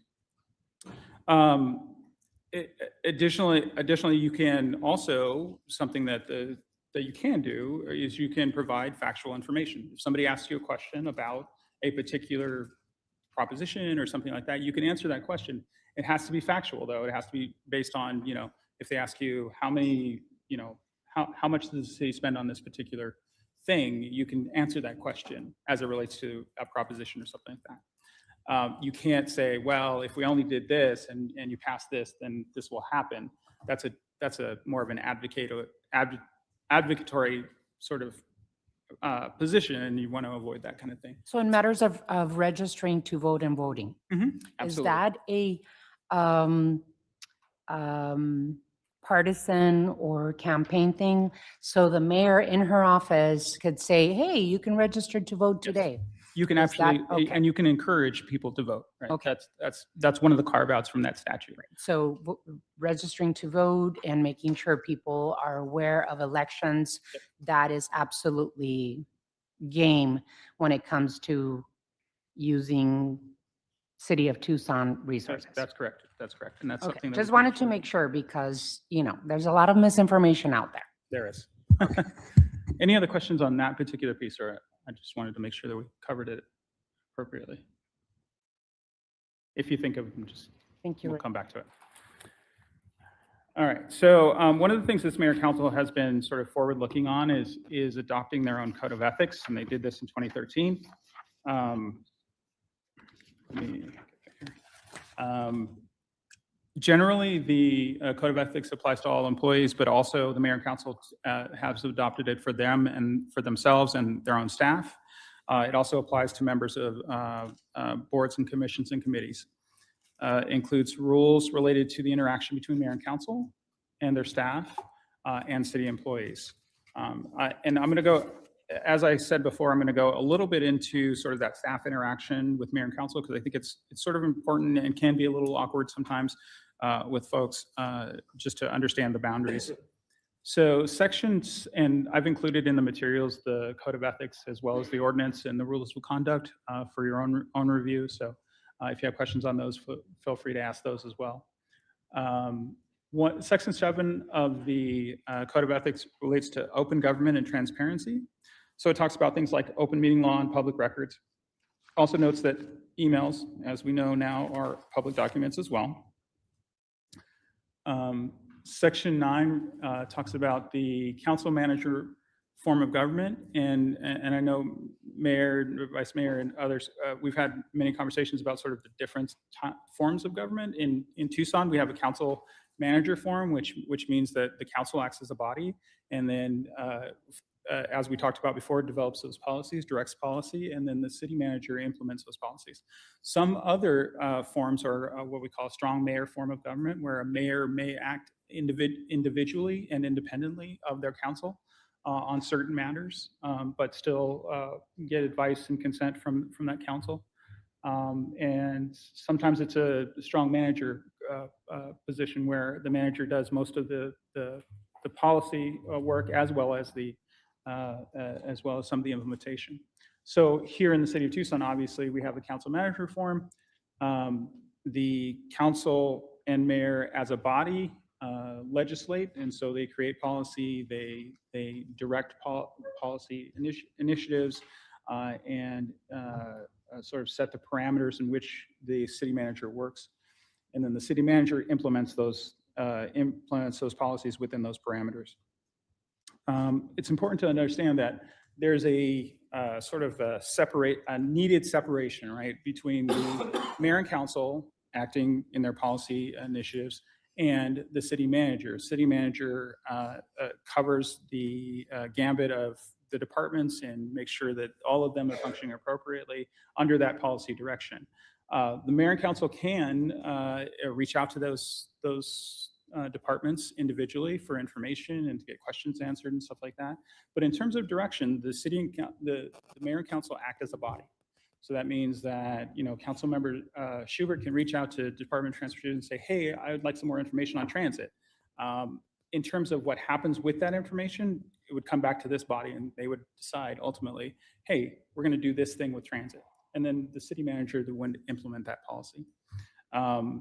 Sometimes that can get a little blurred, and we all are comfortable, and our directors are very good about managing that. But it's important to understand that the direction comes from the mayor and council through the manager to the departments. Makes sense.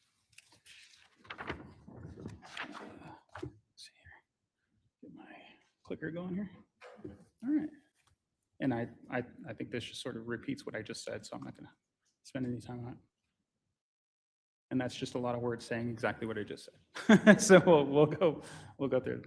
Just a real quick run through the rules of conduct. Those are outlined in administrative directives for employees, but also, again, because the mayor and council adopted the code of ethics, adopted those rules of conduct. So those rules of conduct apply not just for the city employees, but also the mayor and council, the BCCs, and the mayor and council's appointed employees in their ward offices. So it's important to understand that if you're ever, sometimes we don't get an opportunity to, I know the clerk's office does a really good job of onboarding city employees that work for appointed through the ward offices, but sometimes it can be a little bit challenging being not only the council member, right, and the mayor, but also a boss, right, because you have appointed members and you have to sort of work through those HR issues and stuff like that. Obviously, always reach out to your city clerk because they do a fantastic job of helping you with that. But just kind of to understand what are some of the basic rules and conduct. Those are covered in 8202-5. Again, that's also in your materials as well.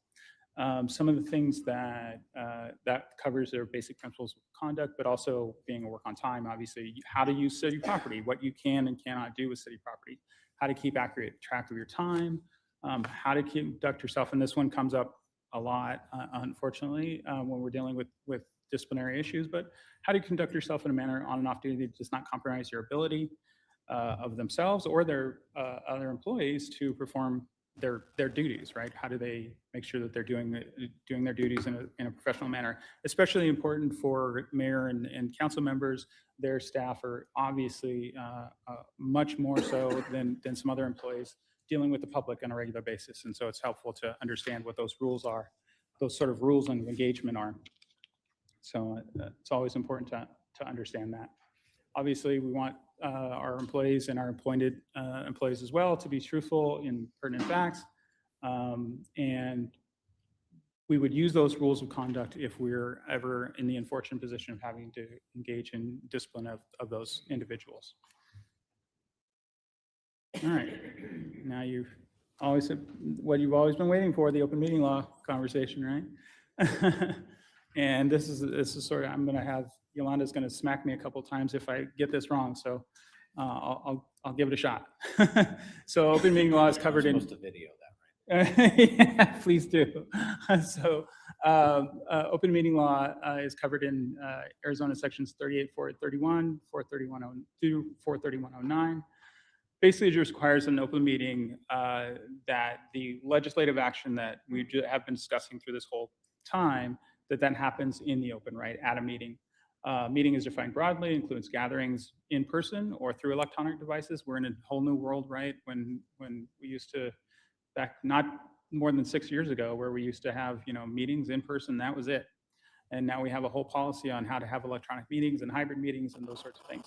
The only thing to remember that didn't change with any of that, right, is open meeting law requires that if there's a quorum, it's a meeting. And so that's a good thing to think about when you're, out and about in the You mean community. it's a public meeting? It's a public So meeting, if right. there's a quorum, the public must be allowed to be present. Right. Correct. Okay. That's right. So obviously, a quorum is a simple majority of the members of the body. That's for us, that's 4. For other BCCs, that's different. There are specific rules that we had to engage. Mayor and Council, again, we're very forward-looking in thinking about, there were BCCs that we had that weren't able to meet quorum because of the COVID pandemic and those sorts of things. So there are certain different quorum requirements for those BCCs.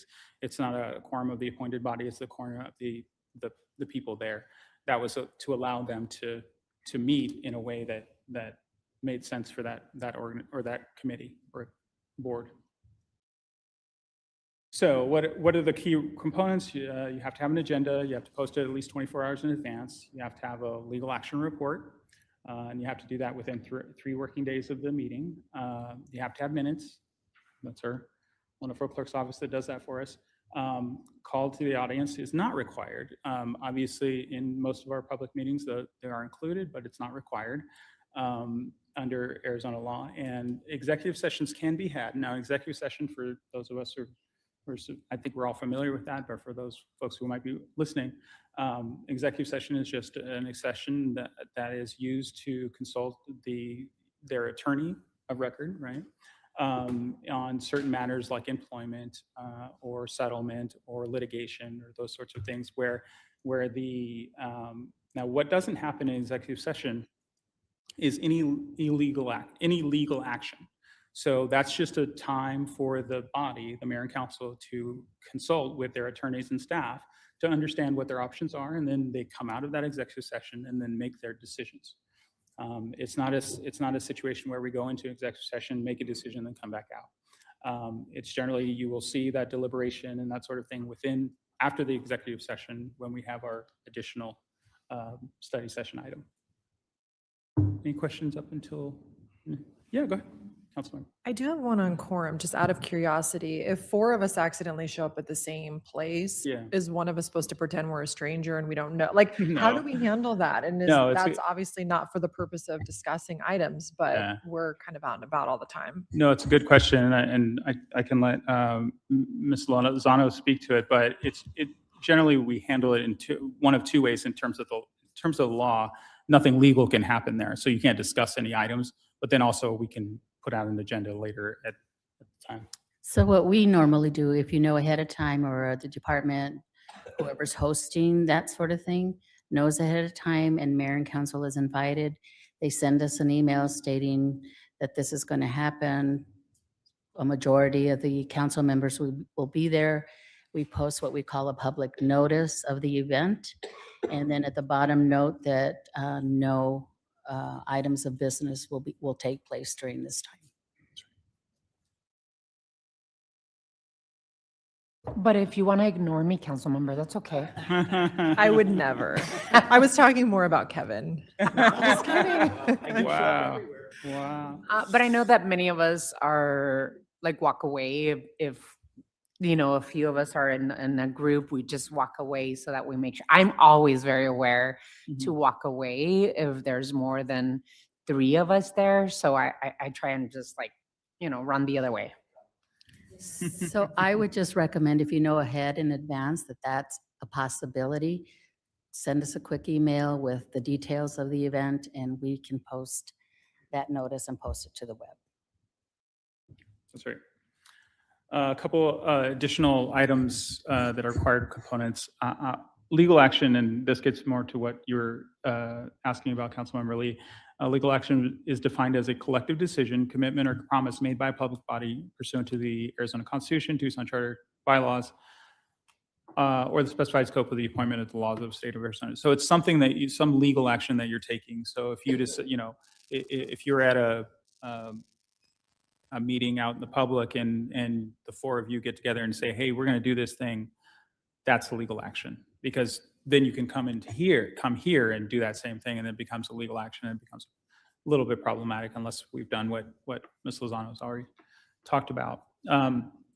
For any of those open public meetings, the public must be permitted to attend and listen. Any member may record the meeting. The room must be large enough to hold the number of people reasonably expected to attend. And again, all the election has to occur during that meeting. So a couple of violations that I wouldn't say we see this regularly because most people are really good at this, but email can be a problem.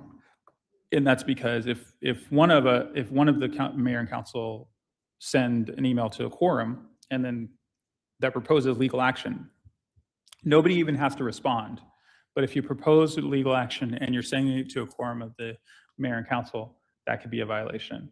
So you want to be very careful about the discussions. Obviously, when the city manager and the city clerk or I email you, we generally put in a disclaimer that says, please don't respond to this email. We're informing you. Then you can discuss individually and then come back for legislative action if necessary. So an example of proposing a legal action is, I think we should put in a crosswalk at First and Main. If any of you sent that to our quorum of the mayor and council, that could be considered a violation, because it's even though it's not a discussion, it's still proposing legal action. So you want to be very careful about that. The other thing that can happen is sort of, and this happens more with the BCCs than mayor and council, again, because I think you guys are all very good at this. There might be, sort of a chain of email that kind of makes it around in a committee or on a board, where it starts with one to another, and then that gets to the third, and then it gets to the fourth, and then all of a sudden now you've got an email chain that has all 4 board members or council members or something like that on it. That can be considered a violation. The other one, less common, but can be problematic, is one individual going to each of 4 or 5 or 6 council members and talking about the same legal action. Again, just be careful about that kind of thing. Yeah, absolutely. So when you say BCCs, Mhm. can that be different members, like from different boards and commissions, or are you talking about one within? I'm generally talking within one board and Okay. commission, because we're talking about a quorum from that board or commission. That can be the challenge. Sometimes though, obviously people, different organizations can be part of multiple, and so you want to be careful about that as well. Roy, I Sure. hate to be rude, but we No. have 10 minutes to go and 20 more slides. Okay, we'll get through it quickly. We'll go through it quickly. These are just some general, what happens in the investigation. The investigation, the AG or the county attorney can investigate. They can do records retention, our record requests, all those sorts of things. Stay on topic, violations. The main thing is, violation is $500 per violation, attorney's fees, and if found to be done with intent, the court can order removal from office. So that's the main one you want to be careful about. Emails are generally the issue. But Roy, that violation, that $500 is the council members Yep, personally. personally. Yeah. It's not something the city. Also, does. the city attorney's office can't represent you either. Email scenarios, again, I think we've sort of covered that. I just talked about that. So now I'll hand it off to Ms. Yolanda, who, will do much better job. So for me, yes, because we are short on time, and I knew that Roy would take up all the time. On what the clerk's office do, all of you know, because we work with you on a daily basis, but we do mayor and council agendas, meetings, and the logistics for mayor and council meetings. I won't go into that because you basically know all that, other than, agendas have to be put out usually the week prior to the meeting. If you want to add something to an agenda item, if the agenda has already been set, it's got to be approved by the mayor. If you want to request that an item be put on an agenda, a memo needs to be sent to the mayor, city manager, and the city clerk's office, and the mayor will decide which meeting that gets put on. Then we do oversee BCCs. There's like 50+ BCCs that we oversee. Our staff supports at least 7 of those. We also do open meeting law with BCCs and make sure they stay on track and stay out of trouble. We administer city elections, which includes candidates, candidate filing, campaign finance, public matching funds, initiative referendum recall, redistricting when redistricting comes about. Even though that's a BCC, it's still part of our elections process. We do the publicity pamphlet, or what is known as A Choice Is Yours. Our office does that.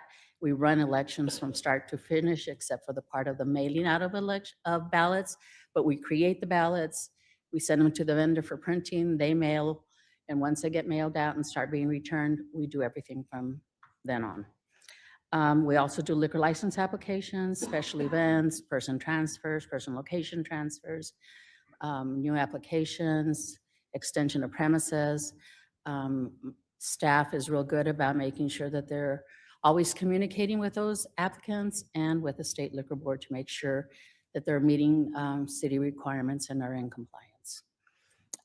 We also support mayor and council offices and staff with onboarding, anything that the mayor and council offices need. We're not as involved with your budgets because I think now you have a budget liaison that works with you, but if you need help at any point in time, call our office and we'll be more than willing to help and assist in any way we can.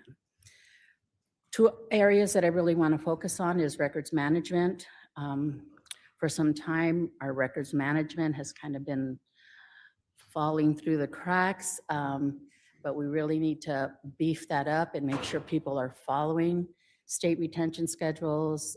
Jesus, our records manager, has been reaching out to the different departments, trying to get people on board, trying to get them trained to know what needs to be done. So that's in the works.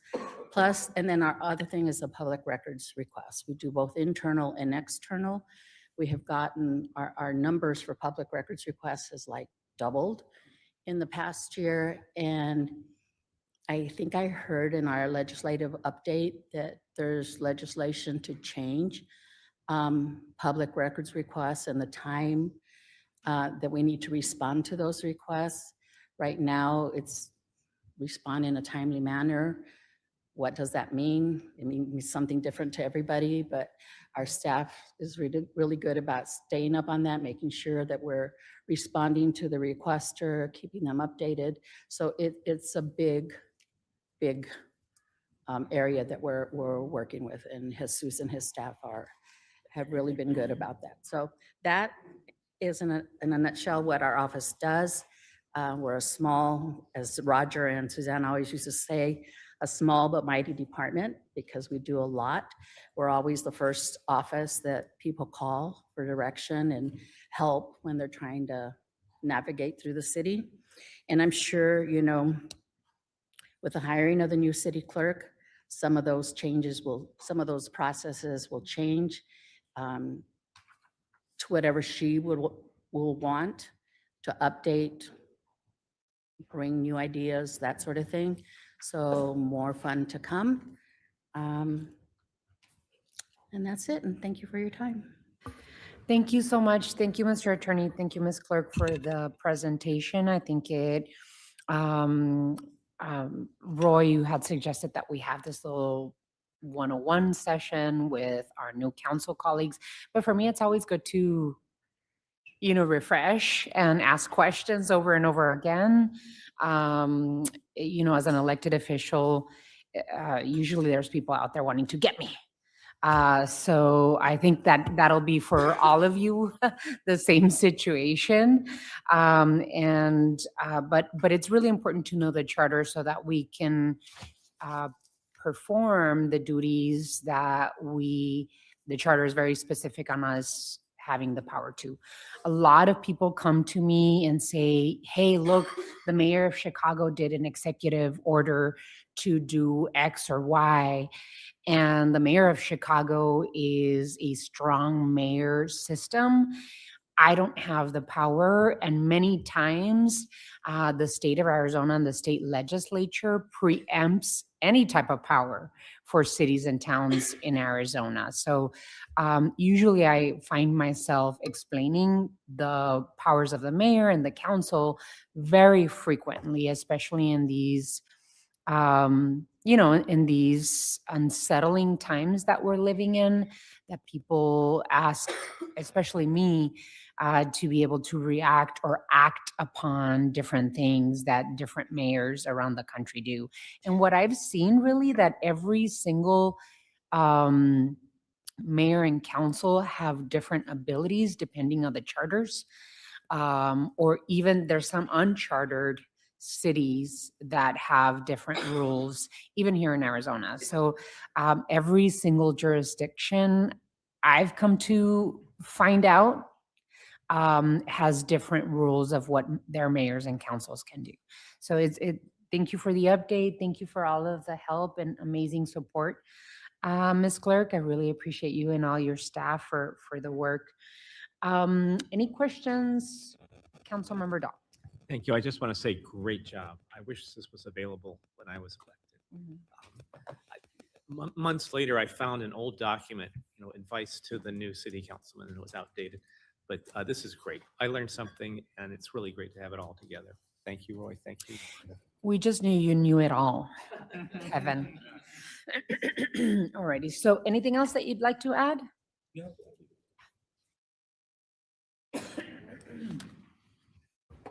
I always do this to myself. I think I have a peanut allergy, and I always can't stay away from peanuts. Anyway, so if I start, raspy voice or coughing, please bear with me.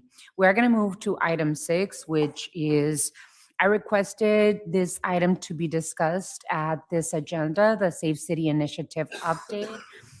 This one in particular will be on our mayor and council agenda each month. So I've requested that the Safe City Initiative update be the first Tuesday of every month when we have a council meeting.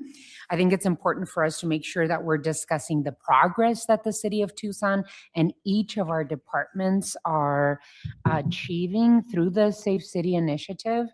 As I said before, and I will continue to say every day as mayor, I believe that every resident in Tucson deserves to be safe in our public spaces. And, we have a duty and obligation to do that work.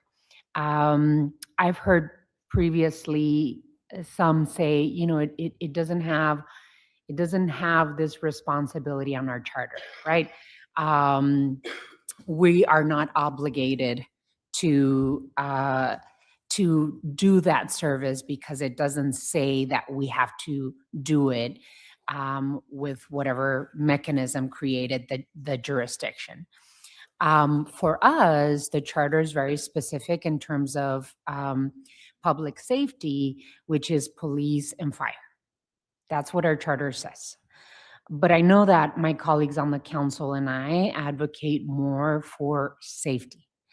And even though our charter doesn't say you must do something about unsheltered homelessness or affordable housing, this particular mayor and council and generations back have worked hard to make sure that we are doing everything we can to provide the services to our community that they deserve.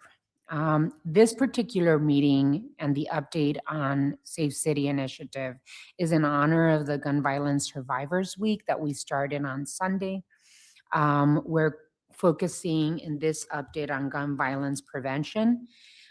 Arizona has some of the weakest gun laws in the country and the 18th highest gun death rate in the country. Approximately 1,300 people die each year in Arizona from gun violence. one of my first acts as mayor was to sign on to the Mayors Against Illegal Guns coalition. It's a bipartisan coalition of mayors who are working to reduce illegal access to firearms and to support proven prevention policies. I know that many of us have some sort of story in terms of gun violence done to our family or friends or people that we know. I just sat on a panel on Sunday with Gabby Giffords, and she started the Giffords, which is an organization, bipartisan or nonpartisan organization that really works to create gun laws that will help protect our communities. And so here in Tucson, one of my commitments as mayor has been to really reduce gun violence and violence, period, in our city. Some of the ways that we've done that is by doing prevention strategies and intervention strategies and investments in community safety.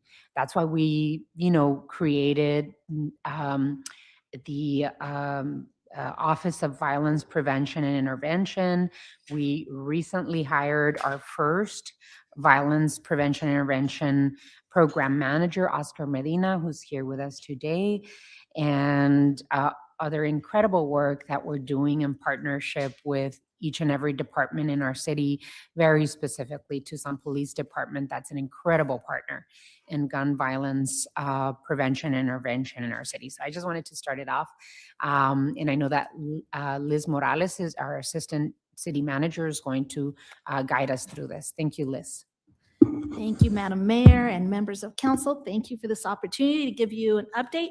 Our first of many upcoming updates to Safe City Initiative, which I'm very proud to be able to be one of the helping lead some of this work. And also thank you to the city manager for giving up his chair today for me so the three of us could sit at the table and have this conversation.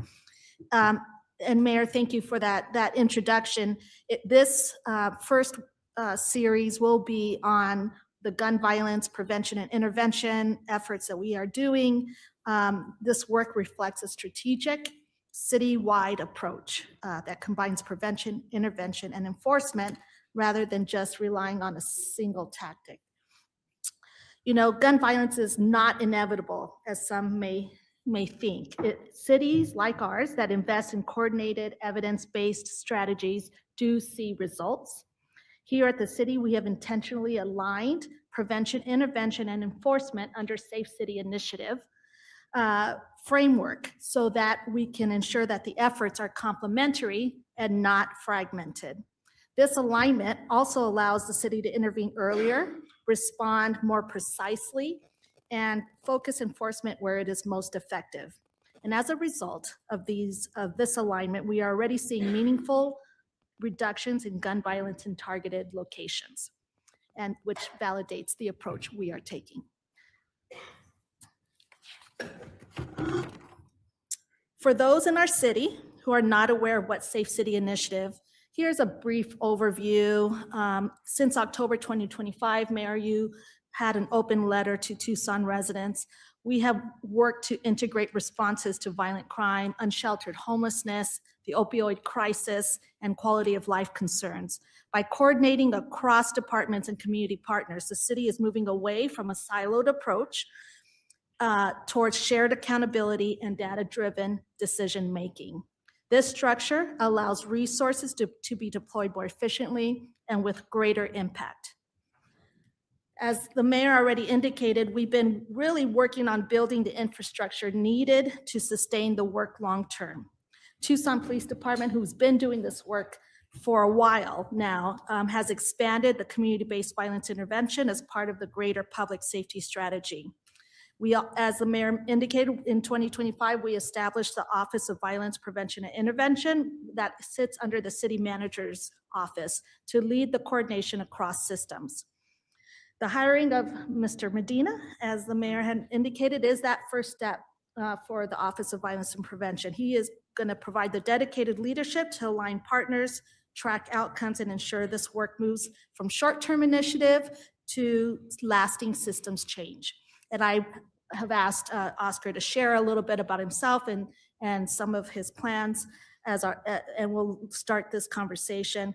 I've also asked Assistant Police Chief Diana Duffy will share also the various efforts and progress we are making in reducing gun violence.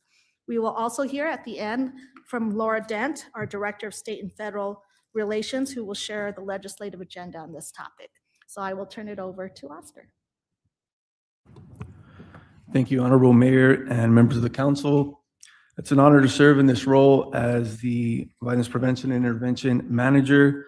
I get an opportunity to work with community members who are impacted disproportionately by gun violence. And I come to this work as a former community enrichment coordinator with the Community Safety, Health, and Wellness, being on the ground for 2 years, working in the Viva communities.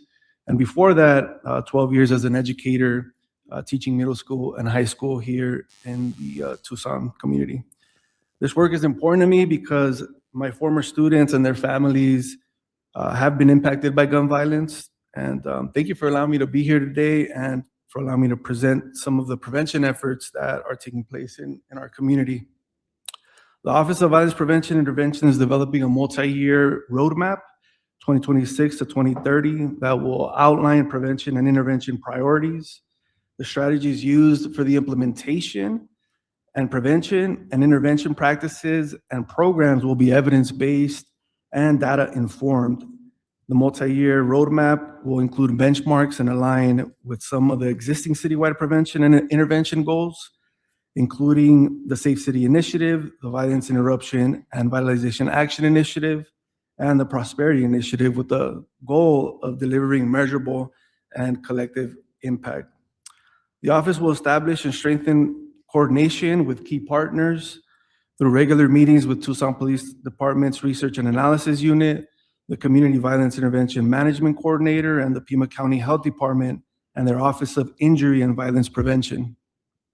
Neighborhood leaders and nonprofit organizations like Goodwill's Community Violence Intervention CVI program, The Village, the Kodak Trauma Recovery Center, and Pima County Justice Services, and other organizations that are focused on violence reduction. Can we go to the next slide? I want to share some of the updates from last year in our Viva communities. Across 4 Viva communities, in 2025, we reached 899 residents through canvassing and strategic community outreach. Our community enrichment coordinators in the Viva conducted 289 surveys, getting feedback from residents and outlining top priorities that community members believe reduce gun violence. These priorities are guiding the community enrichment coordinators in the field as they bring resources and develop programs for residents in the Viva communities. 503 Viva community members attended one of 5 on-site community resource fairs. We make these resource fairs festive and vibrant with music, food, and typically have anywhere between 8 to 5 community resource providers tabling, giving valuable contact information for workforce opportunities, workforce development opportunities, legal assistance, after-school programs, and activities to keep young people engaged. These types of resource fairs create that social cohesion that is needed in the community. 487 Viva residents participated in one of or more community events that our team hosted. These community events consisted of neighborhood cleanups, neighborhood yard sales, neighborhood tree planting, and neighborhood potluck parties. Lastly, 305 participants attended one or more community safety meetings or workshops where they proactively discussed how to enhance community-led public safety. These types of meetings and workshops teach members how they can promote collective efficacy. So I look forward to continuing this momentum and continuing to have this type of level of engagement in 2026 in the Viva communities. Additionally, some gun violence prevention efforts. I want to thank the Community Safety, Health, and Wellness team, my colleague Lee Hopkins, has an incredible team of care coordinators. In 2025, 35 households within the Viva communities received some kind of care coordination. 17 of those were referred by our community enrichment coordinators, and 10 Viva households received higher level of intervention by care coordinators assisting them in housing navigation, food assistance, filling out an order of protection related to domestic violence, substance abuse treatment services, enrollment in workforce development programs, and mental health services.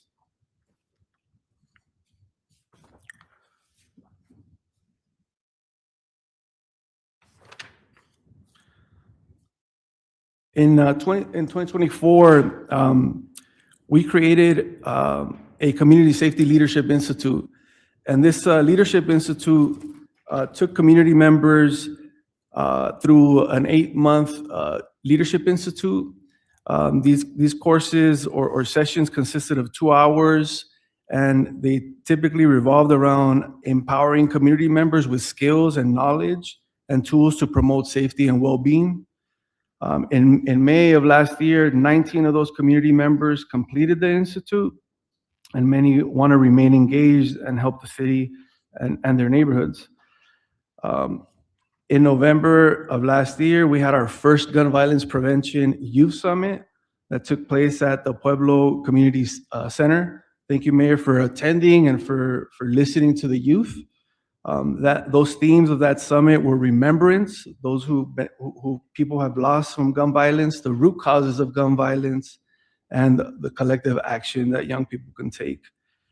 We're in the process of organizing a violence prevention youth summer boot camp where youth ages between 12 and 22 can participate in a 5-day Kingian nonviolence curriculum in partnership with the Nonviolence Legacy Program to promote youth with a Kingian historical framework to practice and promote peacekeeping among their peers and in their community.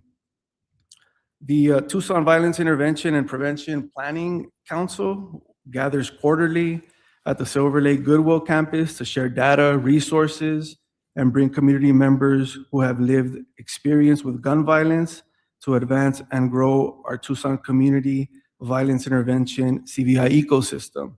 We just had our meeting last week, and I want to recognize the village program, Lance, Brittany, Carlos, Faye, May, some of the CVI specialists who are out in the field and will join us sometimes at the Viva communities. I look forward to sharing later this year the outcomes and some of the deliverables of this ongoing work. I'll pass it over to Assistant Chief Duffy. Thank you, Mayor Romero and Council, for having us here today. I'm going to talk a little bit about TBD's focused violence reduction. We've been actively involved in all of the Viva locations since the inception of the program. We have recently, in the last probably year and a half, centralized all of our non-fatal shooting investigations, which I'll talk a little bit more about. We expanded the Crime Gun Intelligence Unit. We created a partnership with Goodwill the Village to engage with high-risk youth and young adults. And we enhanced our collaboration with our local and federal partners to prosecute violent offenders. So we work with the county attorney and U.S. attorneys on repeat violent offenders. So I'll talk a little bit about the Viva location at Grant and Dodge. In the first 2 years, we saw an 80% decrease in violent crime there. Since then, we've sustained about a 50% reduction in that location. We continue to base our targeted efforts on certain sites in those locations based off the data. And in 2025, we made 450 arrests and 26 of those involved a gun. And as Oscar talked a little bit about, a lot of those community members don't feel safe there. And so they've been attending meetings and they really communicate with us about what's going on there, which helps our efforts in there. There we go, in TBD non-fatal shooting investigation efforts. In 2023, the city of Tucson was named a Gun Crime Intelligence Center by the U.S. Department of Justice. We created a regional gun crime intelligence unit that launched about 2 years ago. Last year, we only had 12 participating agencies.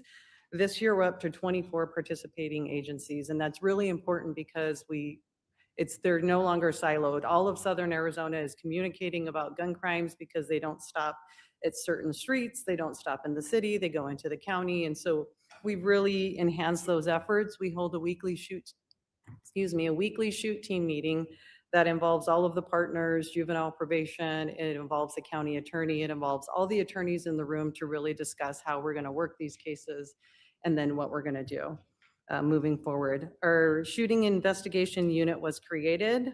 Prior to this, different non-fatal shootings went to different detective units. Now they're centralized in 2 detective squads. Some of them are working in the room here today, really hardworking detectives that have put in a lot of efforts. So far, we've seen a 15% reduction in non-fatal shootings. In the first 3 months, our solve rate went from 20% to 66%. The solve rate is now 84% in 2025. A lot of that had to do with victims not being willing to prosecute or to be scared. And so we were really, with the attorneys in the room, we took a different route on looking at these things. Like how are they going to, how are the offenders going to continue to commit violence? So what other charges could we look at to stop the violence in the community? We have an 86% conviction rate with state and federal, and that's really the partners working together in the room. 320 prohibited possessors were prosecuted, 1,825 crime guns recovered, and a 19.5 reduction in homicide gun crimes. I just want to mention that the national solve rate is about 58% for homicides and 10 to 20% for non-fatals. So we worked really hard to bring everyone in the room and take out the silos, share the information, and really use evidence, social media, all of that stuff to solve these crimes for the victims. In 2024, 2024, we launched with partnership with Goodwill of Southern Arizona, TPD, and Banner UMC Level 1 Trauma Center. I really have to credit Brittany Peterson, who's our violence prevention coordinator with this. She really worked hard setting this up with Goodwill. They took a chance on partnering with TPD, which probably wasn't popular back then, and then really worked hard to get UMC on board. This is Arizona's first hospital-linked violence intervention program, and they come bedside to the gunshot and stab wound victims since May of 2025. So anytime UMC has one, they call Goodwill in. They start connecting them with services there when they're vulnerable, food insecurities, housing insecurities, any sort of counseling, they're there to connect with the victims. Since the inception 18 months ago, 638 referrals. TBD has referred 300, keep doing this, sorry. 638 referrals in the first 18 months. 357 of those came from TPD, and these are ages 12 to 24. Just to give you a little insight, in the shoot team meeting where the detectives that responded to a shooting weekly, we talk about, Brittany's there at all of them, who can be referred, are there brothers, sisters, members maybe that haven't quite been our suspect, or maybe you're a victim of crime, to try and get them referred to the Goodwill to do some intervention. To date, 247 of the highest risk participants are enrolled, 250 or a little bit more engaged through ongoing outreach. They're engaged in either education, workforce, behavioral health, or other sort of training with Goodwill. And Goodwill has de-escalated 3 known retaliatory incidents since working with us in the last 18 months. We have also recently seen that court is now not in place of punishment, but they're also referring some folks that go through either Superior Court or Juvenile Court to participate in Goodwill. So we did present recently to some judges on what it is, and kind of that Goodwill needed to know all of the information, so they make sure that they keep everybody safe.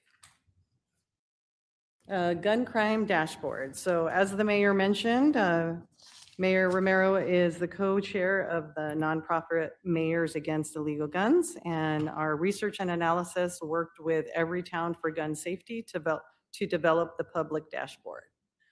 It covers victim demographics, offender demographics, incident mapping, and it's used to guide our deployments, intervention, and policy decisions. You can see a little bit of up there on the victims' demographics, age, things of that nature. I think it's important to point out that half of the victims are 18 to 36. 15% of them are African American, 50% of them are Hispanic Latino, and 80% of the victims are men. We also cover the offender data. It's important to cover, even though our solve rates are high, they vary between 83 and 86% at any given day. We're still missing some of the demographics because all of them are not solved, but pretty similar here where the offender, 58% Latino. So we definitely have some work on our hands when it comes to these demographics. Some are not proportional, and that's really what Goodwill works with is generational trauma, generational, any sort of issues. They have counseling specific for men, especially because we see 80% of them are men. And then the last one is the gun crime dashboard. You will see on there that a lot of our gun crimes are focused on either on the south side or the southern part of the west side. They are spread throughout the city of Tucson, but we do see a large number of them on the south and west side. And now I'd like to turn it over to Laura Dent.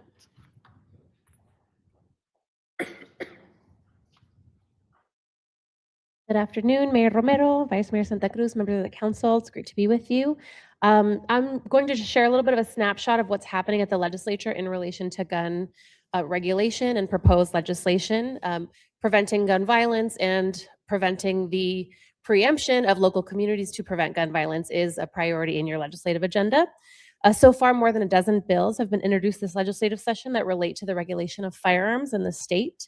A subset of these bills relate to the regulation and destruction of firearms and overall public safety. Current state statute preempts local governments from destroying weapons and obligates confiscated firearms to be made available for resale. I believe this legislation was signed into law in 2013. Several bills introduced this session would modify state statute, allowing local jurisdictions to destroy firearms, prohibit the creation of a firearm registry, or carve out circumstances for firearm destruction.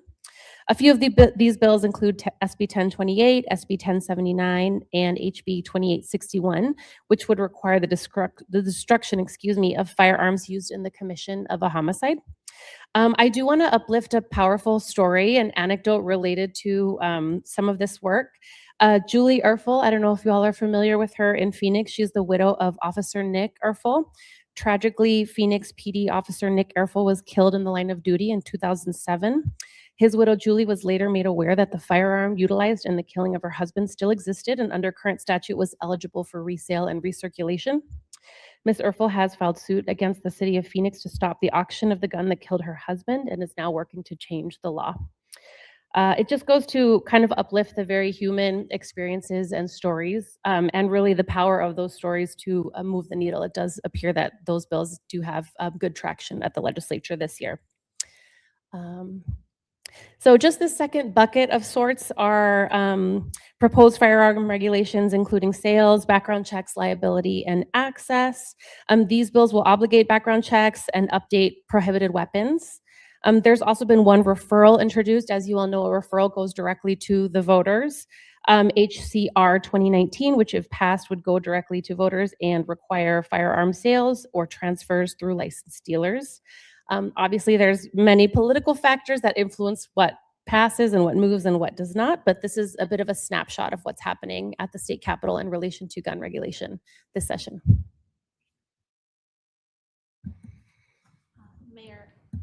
Mayor and council members, that concludes our presentation, but this is ongoing work and would love to hear any feedback or direction you have for us.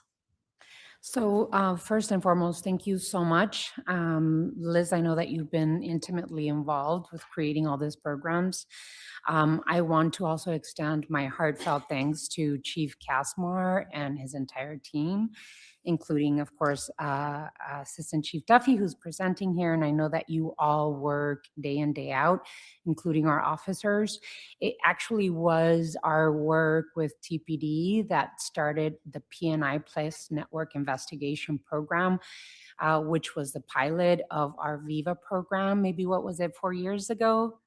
And we chose based on data the areas with highest gun violence and crime incidents, which became the Viva sites that we're working on right now.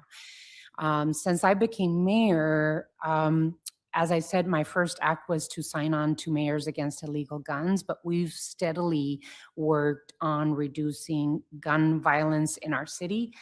And in 2024, I helped launch again, an initiative that Tucson Police Department went after federal DOJ funds to be able to create the village in partnership with Goodwill of Southern Arizona. We've seen incredible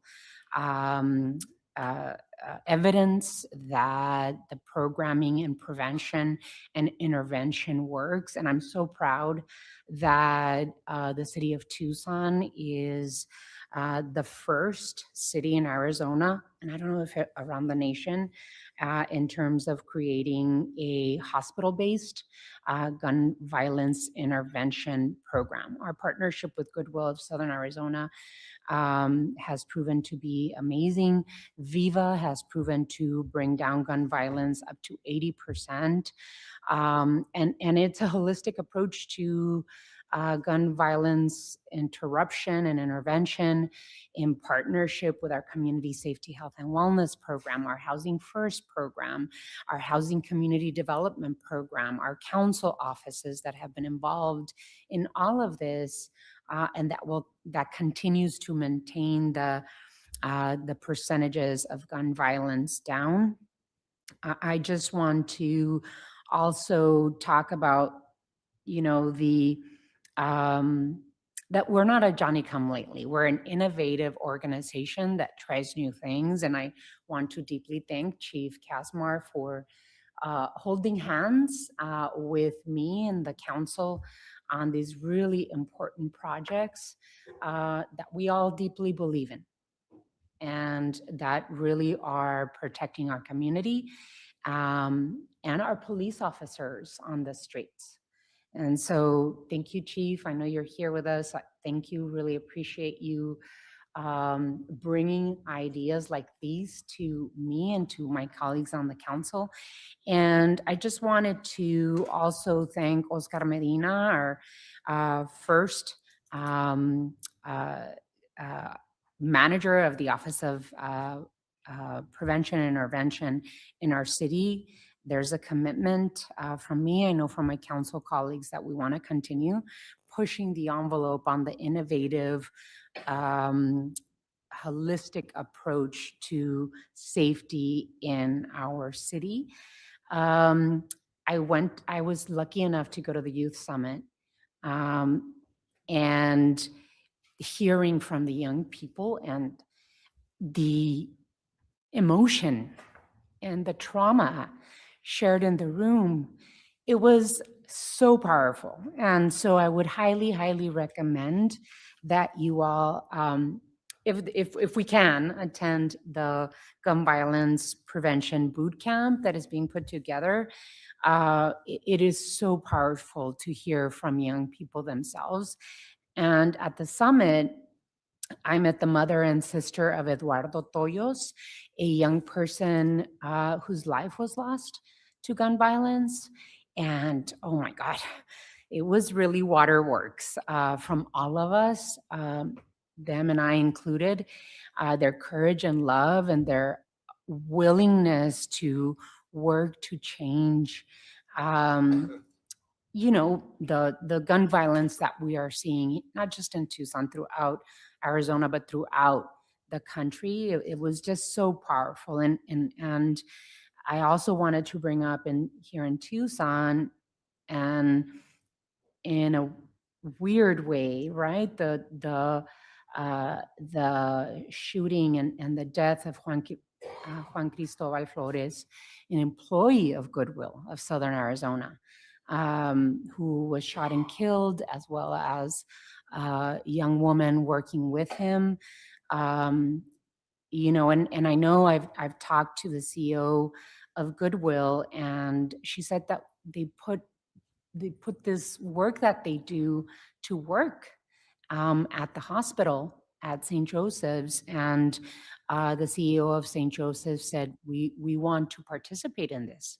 We also want to be part of Goodwill's The Village program. And so good things are happening, and the tragedies of losing young people and losing any human to gun violence is something that we have to make sure that we continue working on. You know, these are not isolated tragedies. They represent lives and dreams and families and futures taken too soon. But the work that we do, that we all do collectively here, it really is saving lives. And it is improving the quality of life in many areas, like in our Viva sites of our city. As Assistant Chief Duffy said, some neighbors are scared to come out. And we saw in your map where the incidents are happening. Those are the same places where we've created Viva sites that we're bringing down those numbers through the holistic approach that we are using here in Tucson. So I'm really proud of the work that you're all doing on the ground. I see the lives changed every day, and I encourage others to participate. You know, the young people that were at the youth summit, they were not just suffering through trauma, maybe lost a friend, a relative, but also wanted to be part of finding solutions to this. So I invite the community to participate. There are ways, right, of participating in the safety of our community, and intervention and prevention is one of the ways that we do this work. So I just wanted to add that to the commentary. Wanted to open it up for my colleagues on the council for questions or comments. Councilmember Cunningham, and then Vice Mayor Santa Cruz. I'm just gonna give my shout out to Brittany. I mean, I'm proud of all y'all, but I've witnessed firsthand and up close and personal what Viva does, but more importantly, what the Goodwill program does. I don't think a lot of people understand that when you have a family that's struggling and already experiencing poverty, and they are also gunshot victims, it becomes a tipping point in all their lives.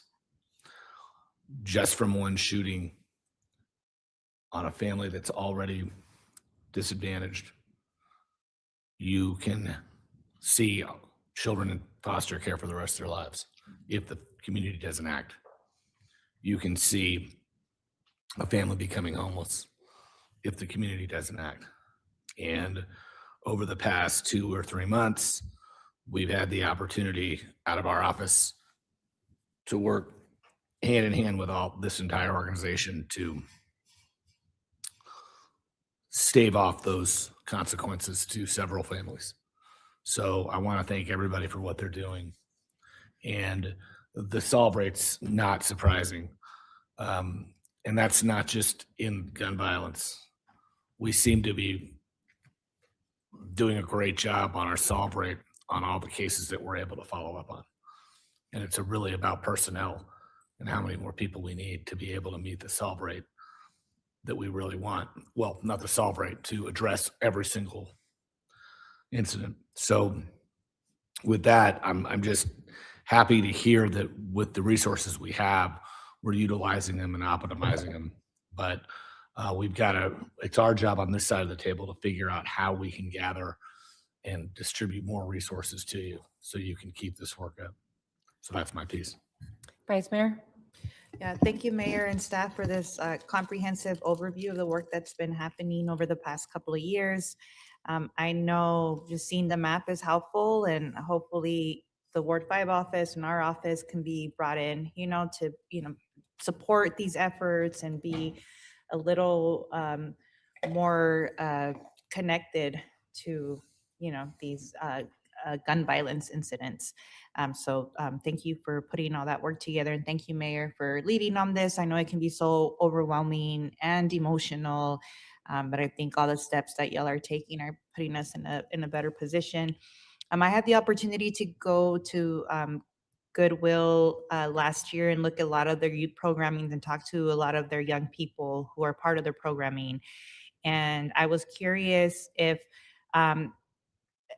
part of their participation in the program is court-ordered participation, or is it voluntary participation, or is it a mix of both?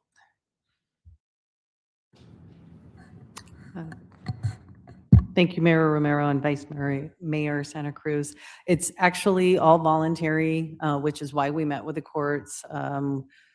It sounds like maybe they could court order them, but we can't have it as like a required. There's no sort of monitoring. It's just engagement, which is why we wanted to meet with the courts, just to kind of say, we would love for you to refer them. There's lots of resources, but it's voluntary. And because there's 4 centers, we have to know who can be in which center, what would be beneficial to each one of them. So we have kept it voluntary, and I didn't mention this before, it is a one flow of information. So Brittany provides them the information from the police department, and all I get is like, this many are registered or engaged in services. We do not get feedback on individuals.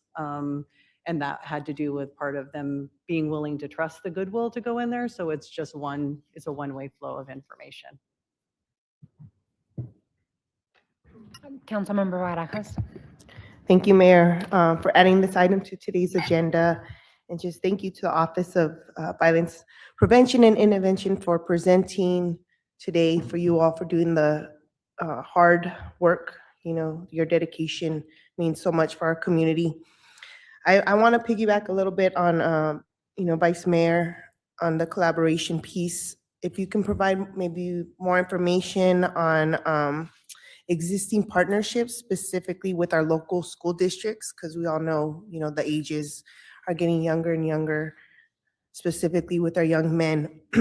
Is there any type of collaboration with our schools, school districts, specifically SUSD and TUSD? And lastly, I just want to give you all kudos, for bringing that innovation and creativeness to this work. I attended a No Place Like Home Play with my family, and I was just amazed at how many neighbors were outside, all ages, at that Viva site, and all the resources that were handed out. There was not an empty seat in that Borderlands play, and I hope to support more opportunities like that, specifically in these areas that I represent. So thank you. Mayor, Councilmember Barajas, we'll get back with you on some of those partnerships and also work with you to identify if there's any more that we can bring in. So thank you for that question. We will return to you. Any others? Can I just say congratulations on raising that conviction rate to 86%. And I also wanted to bring attention to the 19.5% reduction in gun homicide in 2025. One too many, right? One too many. But we did bring down that percentage, and it just goes to show that investment in prevention and intervention does work. I'm also very interested in, besides the village, I know that we have other nonprofit groups that participate in working very exclusively with young men in areas of high need. I believe Boys to Men is one of them. I know Emerge does some violence prevention work.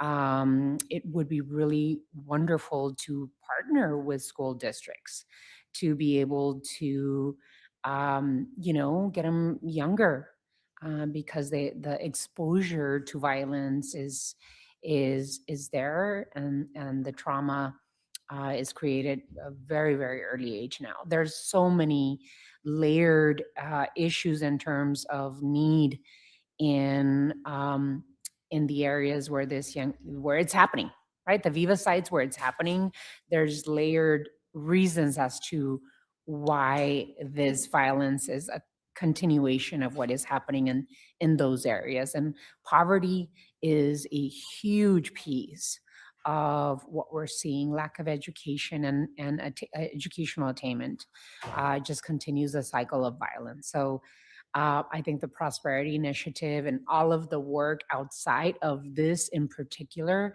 are, it's just it's a layered approach to creating community safety in our city. And I just wanted to again thank you all so much for the incredible work that's happening.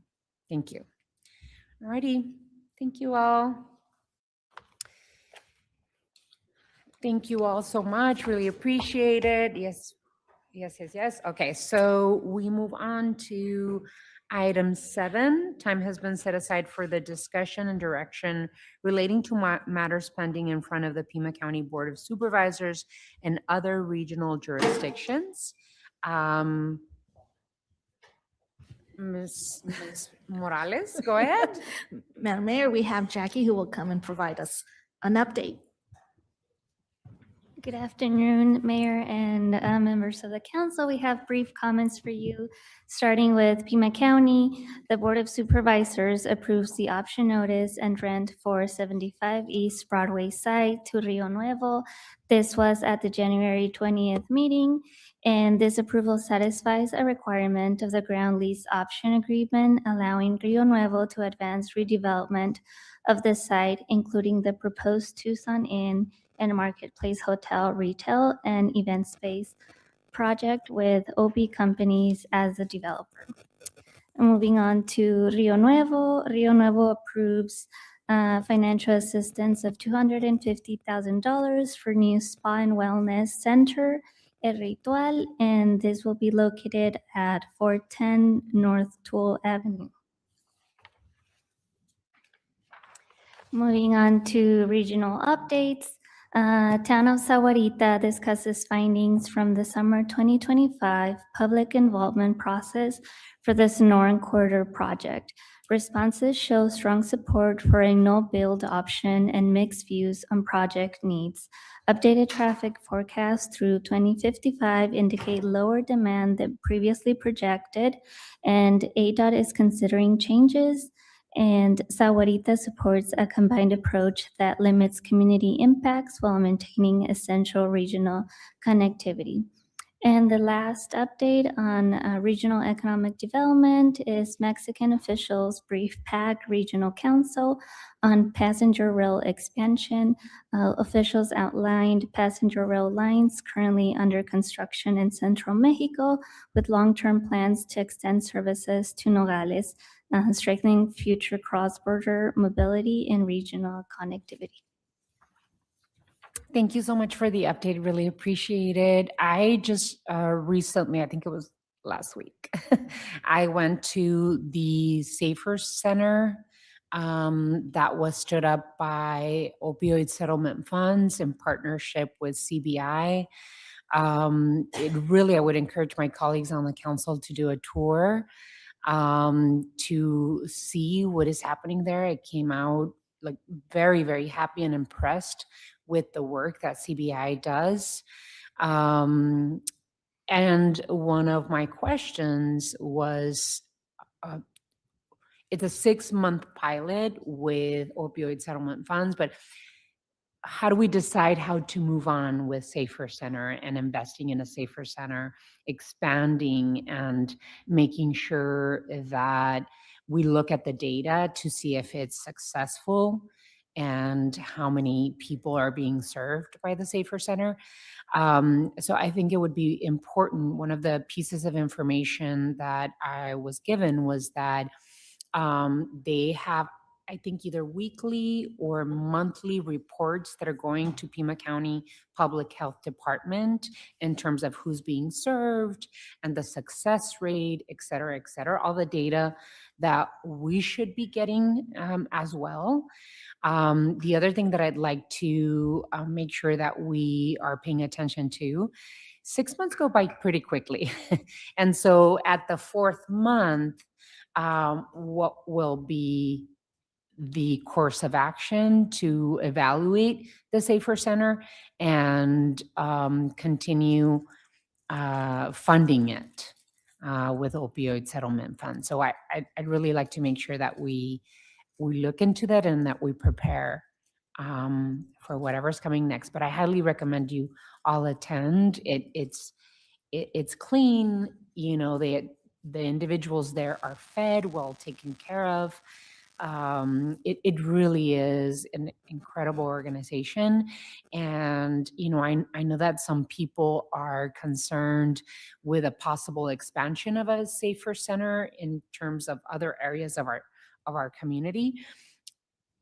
But, you know, it's a building. It's a clinic.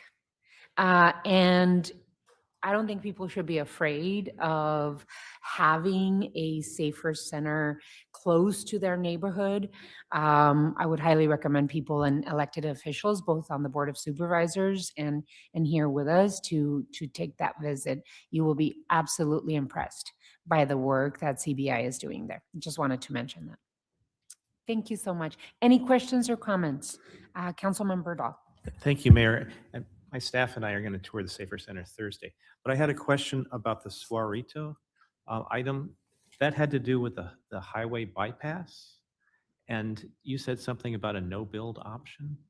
I couldn't quite get the context. Are they proposing, are they basically opposing the bypass? Yes, council members. So there was a public involvement process and they talked about the results at the Saurita Town Hall meeting. And the results said that there was a strong support for a no-build option. However, nothing has been decided. ADOT is evaluating options, but it was basically responses to the It was the survey. public, it wasn't Correct. Suarita saying we support the no-build, which is saying, hey, don't build it. Correct. Okay, thank you. Any others? Thank you so much. Really appreciate it. Thank you.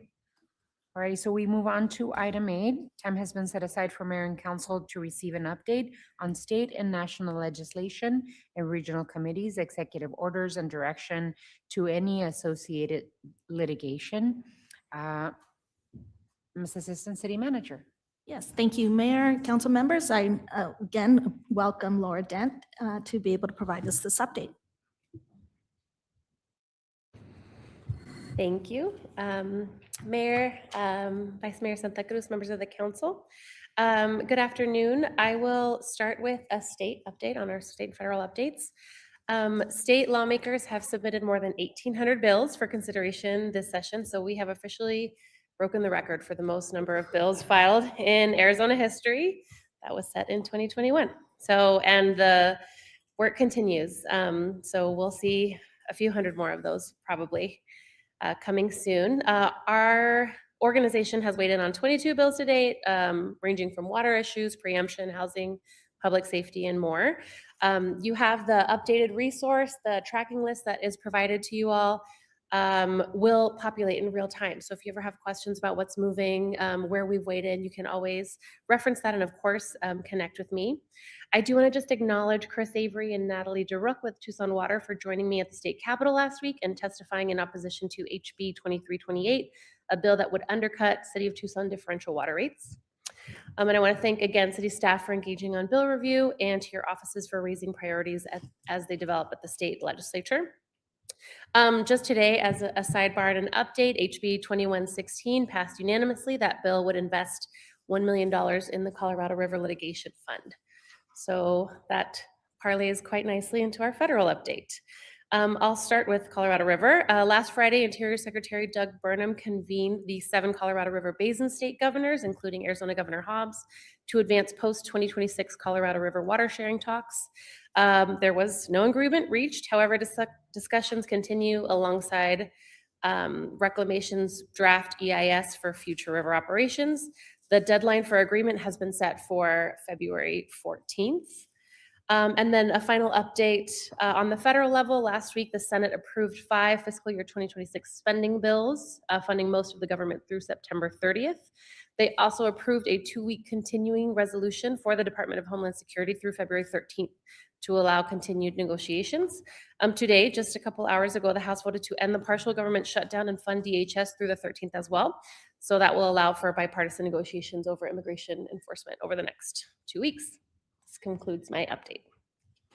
Thank you, Ms. Dent. I really appreciate it. I want to thank the leadership that Governor Hobbs has brought all of us to the Colorado River negotiations on Monday. Tucson Water Director John Kimmick delivered a statement on my behalf at the Arizona Reconsultation Committee meeting in Phoenix.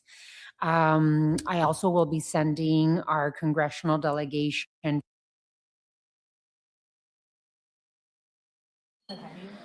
Alrighty, we are going to continue. Thank you everyone for coming. Really appreciate you all very much. We're going to move on to item 2D. Appointments to boards, committees, and commissions. City Manager's Communication number 27 dated February 3rd is received into and made part of the record. May I have a motion to approve the appointments in the report, please? So moved. Second. There's a motion and a second. Any further discussion? Hearing none, all those in favor, please signify by saying aye. Aye. Aye. Any against? Motion carries. I would like to personally thank John D. Burr and Maria Vianney Valdez Cárdenas, all serving in commissions or committees of the City of Tucson. Thank you so much for your service. Are there any personal appointments to be made at this time? Seeing none, we move on to item 3. Mayor and council report, summary of current events. City Manager's Communication number 28 dated February 3rd is received into and made part of the record. This time has been scheduled to allow members of the mayor and council to report on current events. These are to be current event activities, not within the community, not position statements on policy issues. Does any council member have anything to report at this time? Okay, we have a group of people. Do you have some? We're going to start with Ward 6, Councilmember Schubert. Thank you, Madam Mayor, members of the council. Okay, so just a quick summary of recent past current events. On Saturday, January 24th, I was privileged to be able to attend the annual Fallen Firefighters Memorial Ceremony at the Tucson Fire Headquarters. I saw Councilmember Dahl there. It was a beautiful ceremony in honor of those who have sacrificed their lives serving others. And then Wednesday, January 28th, was the annual point in time count coordinated by the Tucson Pima Collaboration to End Homelessness. Several Ward 6 staff, including myself, volunteered that morning. And I just want to say that, I encourage anybody who's ever been curious or wanted to get involved to consider signing up when the chance comes up again next year. It's a really valuable experience. I also wanted to shout out the Greater Western Arizona Coalition of Labor Union Women, also known as CLU, also CWA Local 7000 and Arizona AFL-CIO. They hosted a fabulous labor town hall this past Saturday, and I was honored to be on a panel with our own Congressional District 7 Congresswoman Adelita Grijalva, as well as my colleague, Councilmember Selena Barajas. Another quick shout out to the Tucson Peace Center, who held a fundraiser this past weekend. I did get to the gathering late, but I showed up just in time to hear Isabel Garcia speaking. And finally, on Friday, January 30th, this was mentioned in study session, but over 6,000 people protested at the federal building downtown here in Tucson.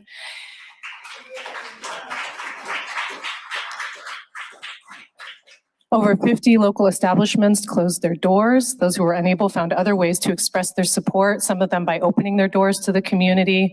Classes were also canceled at 21 TUSD schools, and we saw a huge showing from TEA teachers and also lots of student support for the activities locally. So the Ward 6 team and I are proud to stand in solidarity with communities across Tucson who insist that hate has no place in our society.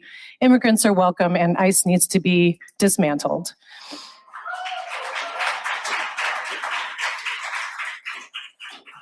And then just a couple of upcoming current events. The Ward 6 open house is on Tuesday, February 17th 4 to 7 p.m. at the Ward 6 office, which is 3202 East First Street. Everybody is invited.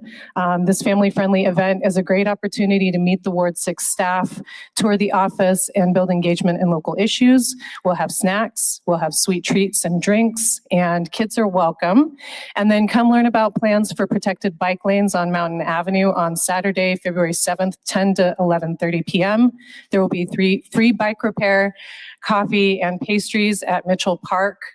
So hope to see you there. Thank you so much. Councilmember Barajas. Thank you, Mayor. I would like to congratulate Ward 5 resident Maria Vianney Valdez Cardenas on her appointment to the Pima County Tucson Women's Commission today.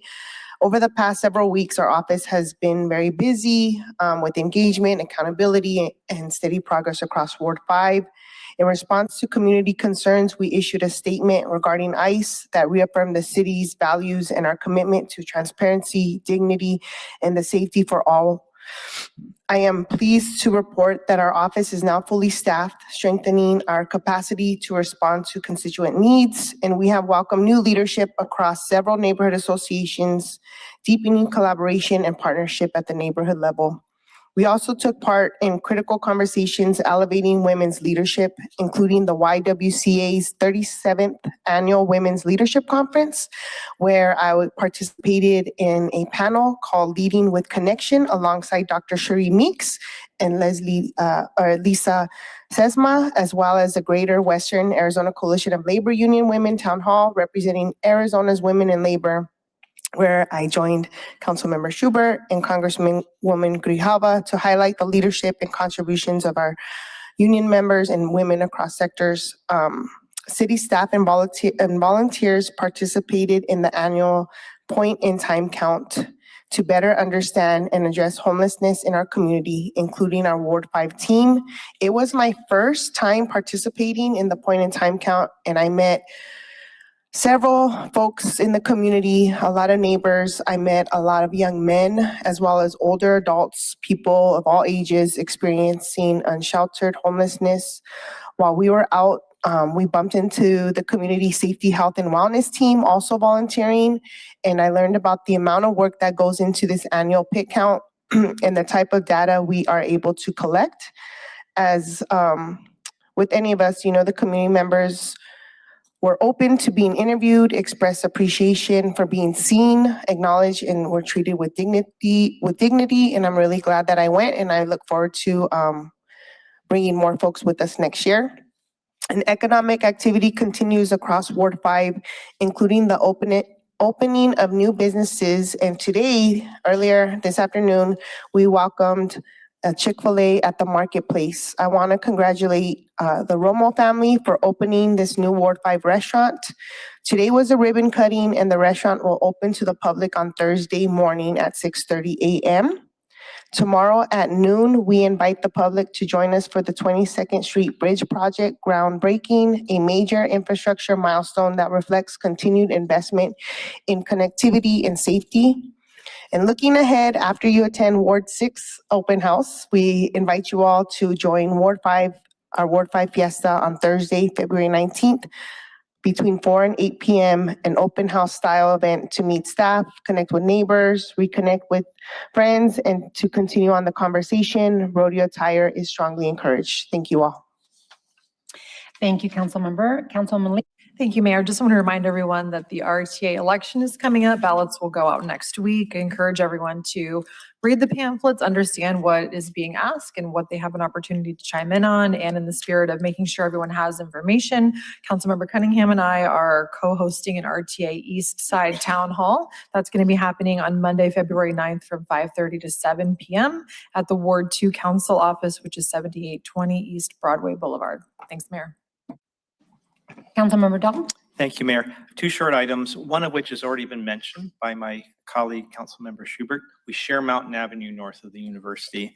And if you're interested in the safety of bicycling, there is a presentation of the plan to make the bike lanes, to improve the bike lanes by putting barriers between the cars and the bikes. And there'll be coffee, and there'll be pastry. And if you have a broken bike, you can bring that and get it fixed. Do you know anybody 99 years old or older? If so, you should know that there's a wonderful annual event where our centenarians are celebrated. So if you know someone like that who might like to go to that and see their story and their face on a big screen with a lot of other wonderful people, call TMC for Seniors at 520-324-1960 by February 27th. Thank you, Mayor. Thank you, Councilmember. Councilmember Cunningham.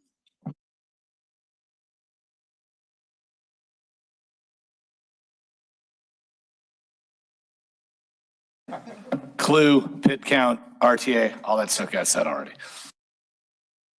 Vice Mayor Santa Cruz. All right. Ditto to what you said, and Councilmember Barajas and Councilmember Schubert with a lot of those current event updates. I wanted to invite the community for this Saturday, February 7th, from 4 to 6 p.m. at El Pueblo. We're closing out our El Pueblo 50 celebration, celebrating the lives and the heart of the South Side. Join the community for a closing celebration, marking the culmination of this historic exhibition honoring 50 years of the El Pueblo Neighborhood Center. The evening will feature coffee and conversation, live music, a pop-up theatrical reading, and reflections on El Pueblo's next 50 years. Attendees are encouraged to wear 1970s inspired attire in celebration of the center's founding decade. This event is also the final public opportunity to view the exhibition displays in the multipurpose room. El Pueblo Neighborhood Center is located at 101 West Irvington Road. We will be meeting in the multipurpose room in Building 1. And then this Sunday, February 8th, from 9 to 11, we have our monthly BCC Burros Ride, which I will have the honor of leading this one. Ride with us on the second Sunday of each month for a fun and family-friendly morning bike ride. Enjoy free burritos from Los Jarritos, music, and community connections as we pedal together for accessibility and coming together. We meet at the Ward 1 office, 940 West Alameda Street. And then finally, we're excited to announce that our Budget de la Gente, our participatory budgeting process for Cycle 4 is now open. Community who works, plays, learns in Ward 1 are able to apply for grants of up to $10,000 for community-driven projects. Learn more about the process and how to vote by visiting our Ward 1 website or following us on Instagram. Thank you, Mayor. Thank you, Vice Mayor. And finally, I'd like to remind the community that February is Black History Month. Throughout this month, my office will be highlighting Black-owned businesses of all sizes on my social media accounts. Black history, as we all know, is American history. It is also local history. I have been honored to work alongside Black residents for many, many years to uplift Black economic and civic leadership, protect our civil rights and liberties, and preserve our shared cultural memory. I was very proud to speak and march alongside hundreds of Tucsonans at this year's Dr. Reverend Martin Luther King celebration in Tucson, where we saw the spirit very much in action. The best response to the chaos and fear that federal agents and the federal government are inflicting in our residents is in creating solidarity, in working with each other, in holding hands and locking arms and fighting for the rights that we have and that we must preserve. That only comes from deep, supportive social connections that many of us have been working to build in our community for decades. We don't just build those connections when times are hard. We build them when we share joy, when we share successes, and when we work together for a better future. Black History Month is an opportunity to build those connections and to build that solidarity. I want to ask every Tucsonan to enjoy and support our locally owned Black businesses, not just this month, but throughout the year. When the news is often about federal agents creating fear and chaos, it feels hard for Tucsonans to know what steps to take. I talk with a lot of people who want to know what they can do to support our community, to make sure that everyone has accurate information and legal resources. I hosted a Know Your Rights training this Sunday with Congresswoman Adelita Grijalva and the ACLU of Arizona. We discussed protesting and documenting federal activity peacefully, what to do if federal agents knock on your door, and how to contact civil rights organizations active on these issues here in Tucson and in Arizona. There are lots of groups doing important work that you may want to consider supporting. Besides marching and rallying and calling your elected officials, especially your congressional representatives, you can donate and volunteer. The Juntos Fund is a fund that was put together by the Sunnyside Foundation and the Immigrant Rights Project. It was kicked off by Vice Mayor Santa Cruz and I. The Juntos Fund really helps people with food and money cards to pay their bills, pay their gas, do whatever they need. So Juntos Fund is raising money to share directly with residents who need help with emergency expenses, education costs, mental health, legal fees, food, and rent. Also, I would highly recommend the Community Food Bank of Southern Arizona if you can volunteer or donate. They're continuing their important work in donating food to those that need it. Also, Grace St. Paul's Episcopal Church, they're distributing food boxes. Derechos Humanos, as always, for decades have been spreading awareness to the community, making sure that people have legal information and helps anyone that needs the help. They're also part of the Rapid Response Network, so please consider donating to this organization. And last but not least, ACLU of Arizona, they challenge illegal and unconstitutional government actions in court. Please consider donating. If you can't march or rally, please make sure that you are contributing to these needs. With that, we're going to move on to item 4. City Manager's Report, Summary of Current Events. City Manager's Communication number 29, dated February 3rd, is received into and made part of the record. This time has been scheduled to allow the City Manager to report on current events. Thank you, Mayor. A couple things for tonight. First of all, just a reminder that the 2026 Gem, Mineral, and Fossil Showcase is underway and runs through Sunday, February 15th. That explains some of the dinosaurs we see roaming the streets of downtown lately this week. The original public show that started it all was the Tucson Gem and Mineral Show, which is operated by the Tucson Gem and Mineral Society. And that particular show opens at the TCC on Thursday the 12th and runs through Sunday the 15th. The City of Tucson has partnered with Visit Tucson to bring you information on all the show locations, hours, parking, and transit connections at visittucson.org. And I encourage everybody to join the world's largest treasure hunt. And speaking of hunts, if you are job hunting, there are two of many opportunities that I want to call your attention to. First of all, SunTran is hiring bus drivers. Job seekers can start a career in transit at a hiring event this Saturday, February 7th from 9 a.m. to noon at the SunTran Administration Building at 3910 North SunTran Boulevard. If you're interested in becoming a coach operator, this event will fast track your career with on-the-spot interviews. Applicants are asked to bring a clean 39-month motor vehicle record and resume. Suntran.com has all the details. If driving a bus is not your thing, but jumping in the pool is, Tucson Parks and Recreation is hiring lifeguards to operate and maintain the safety at our city pools this summer. The minimum age to be a lifeguard is 15 years old. Our police chief started his career with the city as a lifeguard at about that age. Pay starts at $16.75 an hour. Those interested can sign up for a swim test to begin the process. More information available at the city's homepage at tucsonaz.gov. Thank you, Mayor. Thank you, Mr. Manager. Item 5. Liquor license applications. City Manager's Communication number 30, dated February 3rd, is received into and made part of the record. Ms. Clerk, please read the liquor license agenda.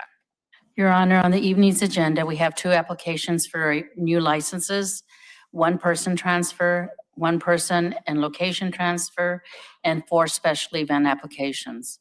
All applications are in compliance with city requirements, so an appropriate motion would be to forward items 5B1 through 5B4 and 5C1 through 5C4 to the State Liquor Board with a recommendation of approval. So move, Mayor. There's a motion and a second. Any further discussion? Hearing none. All those in favor, please indicate by saying aye. Aye. Any against? Motion carries. Item 6. Call to the audience. Ms. Clerk, do you have any announcements on this item? Yes, at this time, the public is allowed to address the mayor and council on any issue except for items scheduled for a public hearing. Call to the audience will last for 30 minutes, and speakers are limited to 3-minute presentations. The green light will turn on when you begin speaking. It will turn yellow and beep when you have 30 seconds left of your allotted time. When your 3 minutes are up, the light will turn red and the timer will begin beeping. If that happens, please immediately conclude your remarks. Thank you. All righty, our first speaker is going to be Brayton. Brayton, I think it says Brandis. Brayton Brandis. Oh.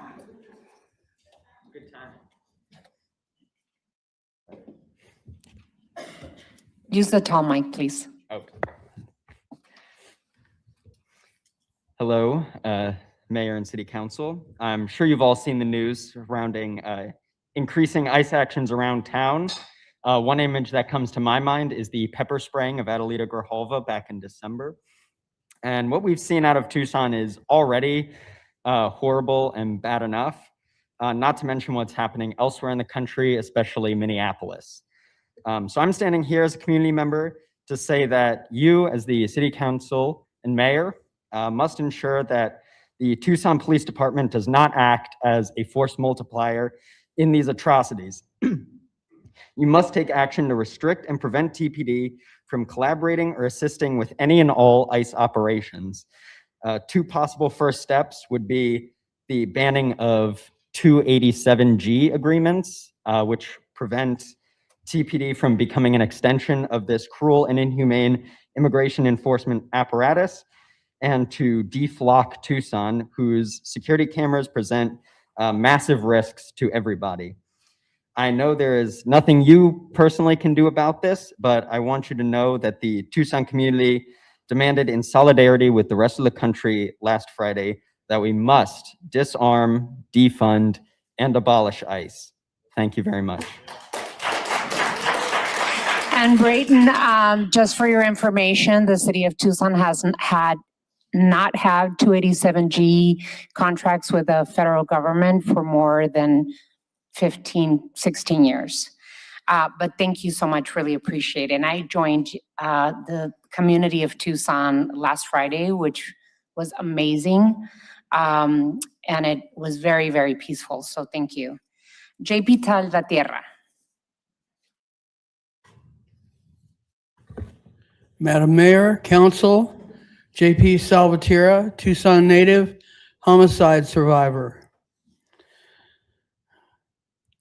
If this council does nothing to remove TEP and Fortis, RTA Next, and Prop 418 and 419 are a waste of our efforts. I vote on a platform. Money does not vote, people vote. No non-disclosure agreement use should be maintained for full public disclosure. No public non-disclosure by executive session final decision making. Fully fund and expedite public records requests. Full transparent disclosure avoids public exclusion and timely input. Humanitarian ethic is and should always be a part of public policy. Abolish virtual meetings as discriminatory. Abolish virtual meetings.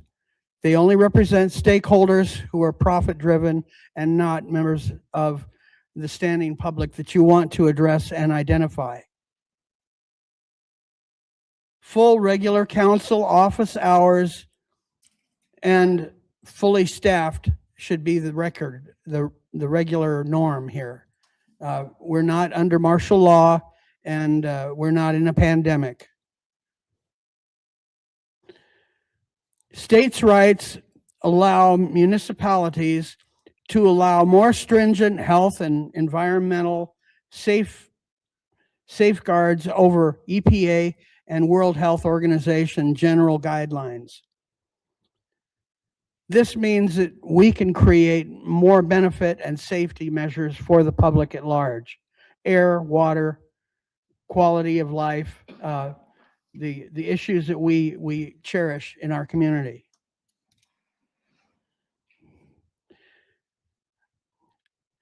This refers to PM2, talcum powder, dust abatement, safer endemic immunizations, and the Attorney General, Chris Mays, is doing a wonderful job in identifying our nuisance ordinance issues that allow our future to be as safe as our present. But we can follow up that with... Come to a conclusion, please, JP. We can follow up with that by doing preemptive motions to identify identify nuisance ordinance issues like the second JP. Green Valley. Thank you, JP. Really appreciate you. Robert Royce.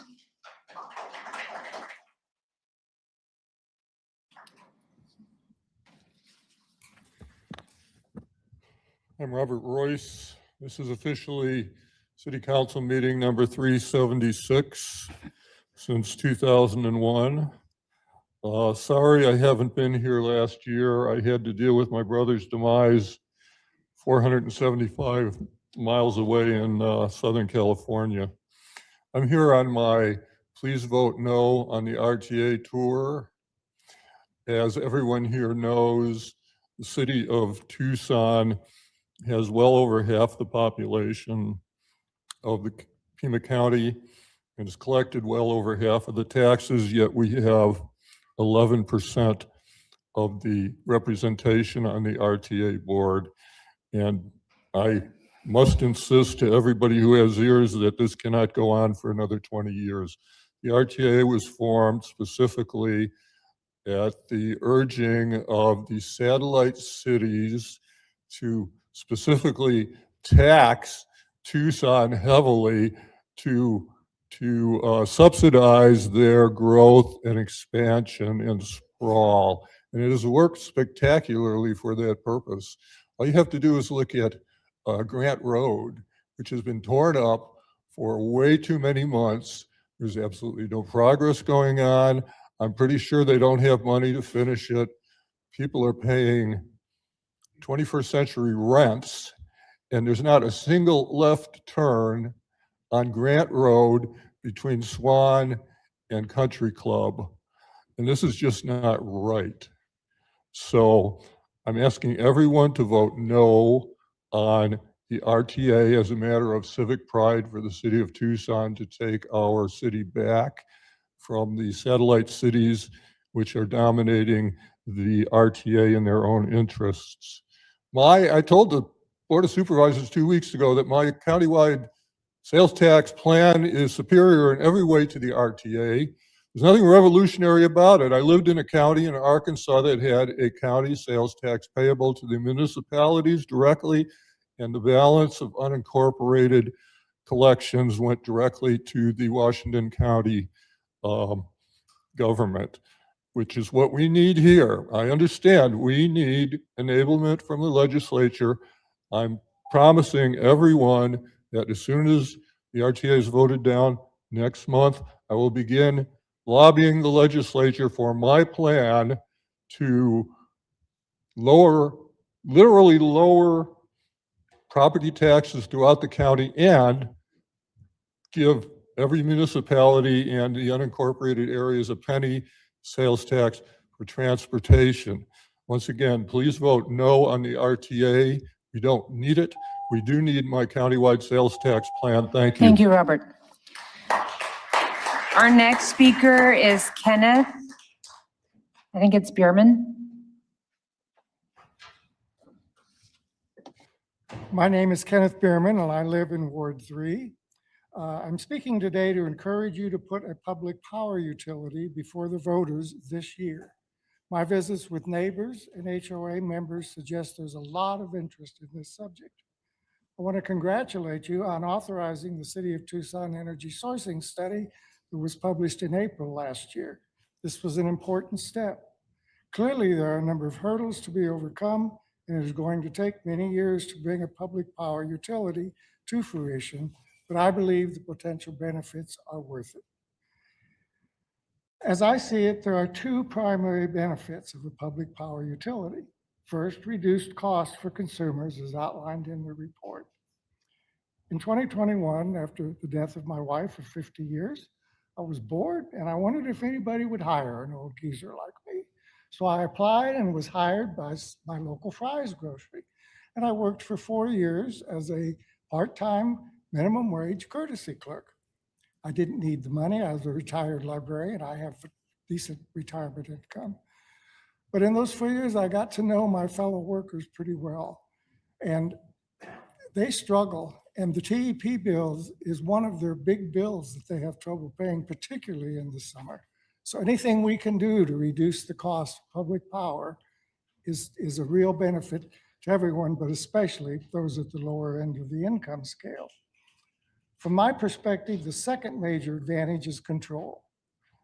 As a profit-making company, TEP's primary goal is and must be to maximize profits, not for the citizens of Tucson, but rather for their shareholders. As such, they may not always make the best long-range decisions for the citizens of Tucson in their pursuit of short-range profits. For a public power utility, the only consideration is what is best for the citizens of Tucson. I believe a major function of government is to provide services that benefit all the citizens, but especially those at the lower end of the income scale. The rich and powerful don't need government help. A public power utility can set rates that benefit all of the citizens, but especially those at the lower income end. More importantly, for the long-range future, a public power utility will control the power source and increase the effort toward a green future of wind and sun. In conclusion, I encourage you to put the issue before the voters. Such a move will cause a great deal of discussion and debate. The vote results will tell us how seriously or not the citizens of Tucson are to undertaking such a major endeavor. Thank you for providing this opportunity to speak. Thank you, sir. Vida Rodriguez. Vida Rodriguez.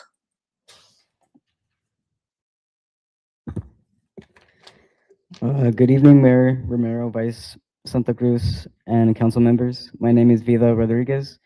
I am 20 years old. I'm a proud trans man, and I'm alive today because of mutual aid. When I had nothing and I was homeless at 17 years old, it was our very own neighbors and community, not systems, who kept me fed, safe, and connected. That experience is why I'm here. I'm deeply rooted in Tucson. I work with several organizations across the city, advocating for youth experiencing homelessness, queer people, and anyone pushed to the margins. This work isn't abstract to me. It's my community and it's personal. I'm here to support allowing the distribution of prepackaged food and beverages to our unhoused neighbors, Ordinance 2.1.4, and to support declaring a homeless emergency, Resolution 24067. I am also here to call out that these pressing matters our community faces are just now being addressed, which has been long overdue. Helping someone eat should never be treated like a crime. Offering water in the desert should never require a permit. Mutual aid should never be regulated as a threat. It's one of the strongest tools we have to keep our communities alive. I'm also here to say that if we declare an emergency, we must act like it. That means real coordination, real follow-through, and leadership that treats this crisis with dignity, not punishment. Criminalizing survival has has never solved homelessness. Blocking community members from helping only makes suffering worse. My life only looks this way today because my community showed up when systems didn't. So I'm asking you to show up too, not just with words, but with action. Tucson is at its best when we take care of each other, the same way people once took care of me. I urge you to pass these policies and ensure they're implemented with compassion and accountability because our neighbors deserve nothing less. Thank you.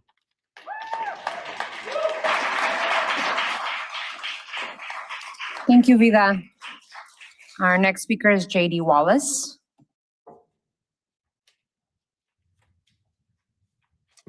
Good evening, JD Wallace. I'm a retained speaker for Tucson Electric Power at 88 East Broadway. I'm also a Ward 6 resident and have been at the same address for more than 20 years in that ward. I'm here to update Mayor and Council on how Tucson Electric Power has been contributing to the community and delivering safe, reliable, affordable, and renewable service. Renewable because our largest solar site yet, Baba Kamari, is generating up to 160 megawatts. That's enough to power more than 40,000 homes. All of its panels sit on a single axis tracking system that moves with the sun, basically catching the sunlight like that, so that it can maximize the energy it produces. And it uses bifacial panels, which means it not only catches direct sunlight from the top, but also catches sunlight that is reflected off of the ground and hits it from the bottom. That actually is 30% more energy than those monofacial ones that only capture sunlight that hits it directly from the top. Now, we'll add another 200 megawatts of battery storage at Roadrunner Reserve 2 this year, along with 100 megawatts each of solar and battery storage at Wilmot Energy Center 2. Our community investment last year not only hit almost $1.7 million in donations, but included more than 15,000 volunteer hours by our employees. And those contributions are not recovered through customer rates. 179 nonprofit organizations received support in areas ranging from community vitality to education to environmental stewardship. Nonprofits receiving support range from Community Food Bank of Southern Arizona to Interfaith Community Services. The YWCA of Southern Arizona received support for heat relief for residents. Mobile Meals received funds for meal delivery for low-income and senior residents and assistance for an electric vehicle and charger. And that, as for the reliability for that kind of electrification, in 2024, TEP invested more than $250 million. That's more than $250 million in local energy grid improvements. The average time a TEP customer went without service in 2025 was 42 minutes total for the entire year. And that's a new best, down from 48 minutes back in 2020. The national average is around 100 minutes, or an hour and 20 minutes. Thank you, Mayor and Council, for this opportunity to provide just a few updates on how we're working each year to be a trusted energy partner by updating and maintaining our infrastructure, as well as providing support for community services. And we have details all about our budget billing and community assistance programs at tep.com. Please feel free to send constituents seeking more information to us either at that address or to our customer service line, or please let us know how we can provide more assistance information. Thank you. Thank you, JD. Roy Trout.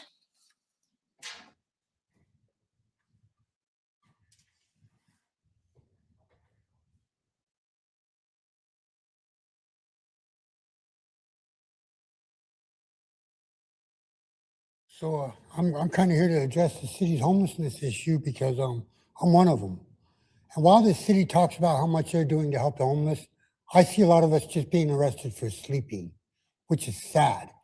Considering the fact that we're standing up for people who violated our nation's immigration laws and jumped our borders, while our people are being put in jail for simply not being able to afford rent. When are we going to address people being suffering in homelessness in our own nation before we address people who jump our borders illegally? That's unheard of and disgusting. It's a human rights violation if I've ever heard of it. Our nation, I support immigration, I really do. I support people coming here legally, I do. I'm an immigrant because none of us are here legally, right? I mean, none of us. We all were migrants. But the fact is, I'm here legally with an Arizona ID and I simply can't afford rent, but I'm arrested for sleeping for trespassing. And I find that just totally nasty. I mean, you guys talk about all this crap that you try to do, but why are you arresting homeless people? Why is there a citywide camping ban against homeless people? Why is it we're being arrested for being unable to afford rent? I have an income. Why don't I have housing? I'll tell you why. Because it's called selective help. People who speak out are less likely to get help than people who just shut up and take whatever abuse is laid out before them. And that's not cool either. I think we need to make a system where people are helped equally and rightfully. People who deserve help, people who have been citizens of this country all their lives, before people who jumped our borders illegally. Thank you for your time.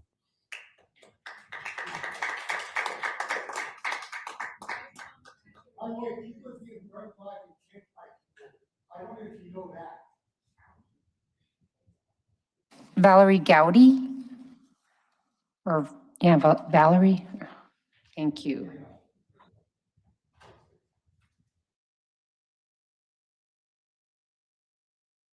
Hi, good evening. Thank you so much for the opportunity to speak with you. I wanted to express that I feel it's incredibly wrong to utilize tax dollars to support ICE. We are very well aware of the fact that they are willing and enthusiastic about shooting people in the street. They have taken their no time or effort to ensure that what they're doing is correct or lawful, and to utilize our tax dollars and support them by reinforcing them with TPD is a violation of our human rights. Please don't use our money to kill us in the streets. Right now, it's more important than ever to have documentation that helps you prove that you are a US citizen. There is an organization, Vote Riders. They are quite willing to help you obtain your ID, your birth certificate, and your social security card. Their phone number is 1-866-432-8683. You can call or text that number. So if you need those documents for housing, employment, or voting purposes, please reach out to that number and they will be able to help you obtain documentation. Thank you so much for your time and have a nice evening. Thank you, ma'am, you too. April Putney. April Putney.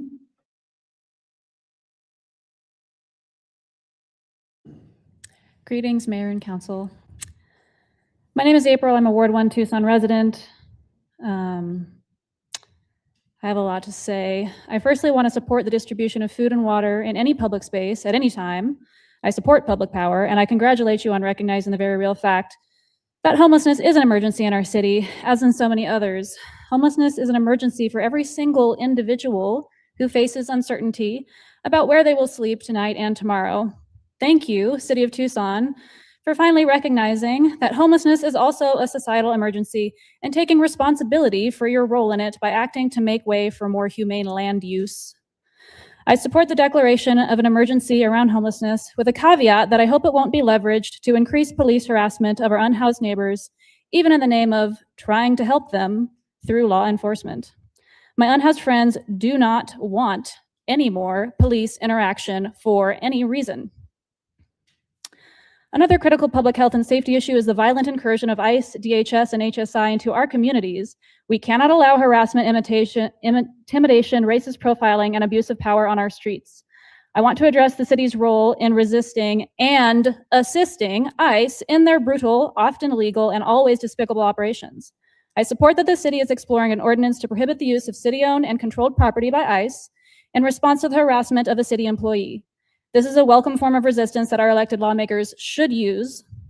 I hope when that law is passed, it will be enforced, but I have my doubts. The City of Tucson is also assisting ICE in their harassment and violence within our neighborhoods. This weekend, ICE officers spent a good part of an otherwise peaceful morning driving erratically and dangerously through the El Super parking lot on South 6th. The clear goal of the two Durangos and the officers within was to intimidate and harass the public, spreading fear and chaos to all members around in the shopping center that day.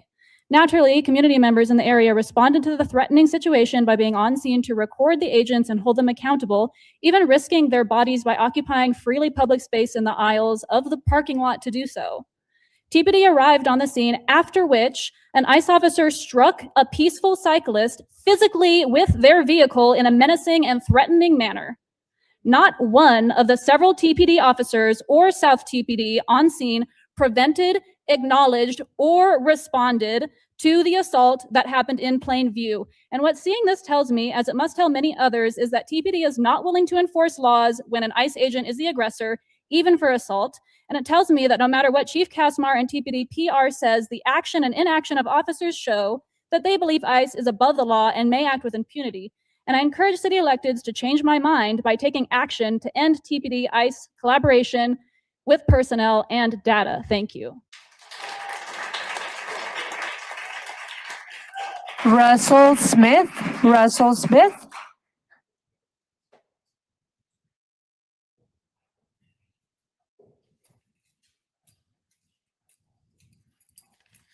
Good evening and thank you, Mayor and Council. My name is Russ, lifelong Ward 5 resident. We started tonight invoking the name of Dr. Martin Luther King Jr. Why is that significant? We acknowledge Black History Month. Why is that significant? We have Indigenous people in the room tonight. We heard from a very moving Indigenous speaker earlier tonight. Why is that significant? Because our country is founded on slavery and genocide. We have trans neighbors in the room tonight who are currently facing genocide at the hands of our government now. Bear that in mind as we talk about ICE tonight. Remember what they're capable of. Earlier in January, you released a press release on January 13th titled, regarding the federal agents. Titled Information Regarding Potential Federal Deployments in Tucson. It's regarding ICE. It states, while mayor and city council cannot prevent ICE from legally operating in Tucson, the city does not condone the behavior of ICE agents toward members of our community. They're not operating legally. This has been established in state and federal courts. Please familiarize yourself with court rulings. They're targeting people based on skin color, not based on immigration or resident status. They've detained at least 2,300 people illegally since July. They're murdering people in broad daylight in front of crowds and laughing about it. They rape and murder in their concentration camps. They attack police officers. There need to be tangible and concrete consequences for lawless violence and terrorism on our streets. Otherwise, you're not only condoning their behavior, you're encouraging it. You're announcing to them, do whatever you want, nothing we can do. If that's an argument that doesn't speak to you, think of the economics. From NorthstarPolicy.org, federal ICE surge, the federal ICE surge is causing statewide economic crisis in Minnesota. Businesses along key corridors in Minneapolis and St. Paul are closing with sales down 50 to 100%. While businesses in Rochester, Wilmar, Alexandria, and St. Cloud are also experiencing impacts. Workers in healthcare, childcare, construction, food production, and service industries are staying home or leaving jobs out of fear of detention. The ripple effects extend statewide. Similarly, in Washington, D.C., reporting indicates that restaurant and construction industries in particular were hurt by ICE and National Guard occupation, even though their situation was drastically less chaos. So please do something tangible and concrete as opposed to strongly worded letters. Thank you. Thank you, Mr. Smith. Sarah Roberts. Sarah Roberts.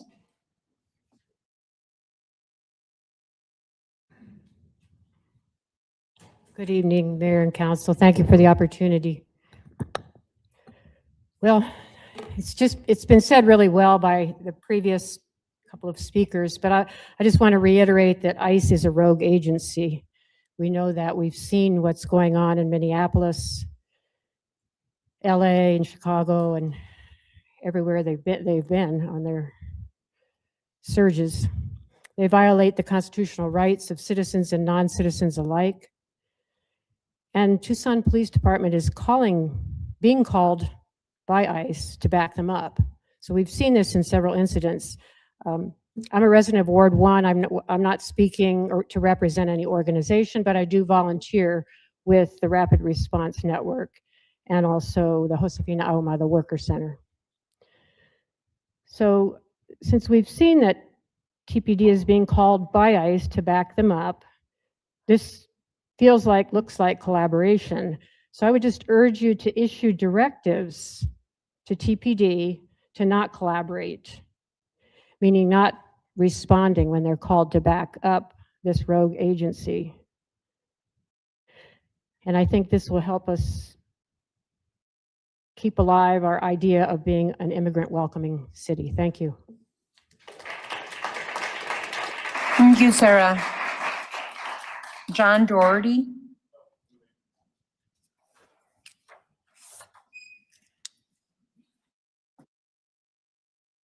Good evening, everyone. I'm here to stand up for people who can't stand up for themselves because I swore an oath to the Constitution to defend this country. There isn't much I can say that hasn't already been said about ICE. So instead of bitching about them, I'm going to propose some very common sense, reasonable solutions for what we can do from a city perspective. I think it's perfectly reasonable to ask the Tucson Police Department to go around documenting their crimes against humanity. Like, it says to serve and protect on their vehicles, right? Why don't they go and serve and protect the community for a bit? Also, state troopers could go and verify their IDs to see if these are actually federal agents. We don't know if they are or not. I'm all about proposing solutions. So we could start with stuff like that. And also, TPD could treat these guys like what they are, public enemy number one, and actually start treating them like an organized criminal element, because they are. If there was any other gang out there that was doing this stuff and was anonymous, all the resources for TPD would be bent towards dismantling them and holding them accountable. Just because these guys are ostensibly federal agents doesn't shield them from accountability whatsoever. So we got to get serious about holding these guys accountable. As serious as activists like me on the ground are. Thank you for your time. Thank you, Mr. Doherty. And our last speaker today is Ryan Eggleston, I think it is.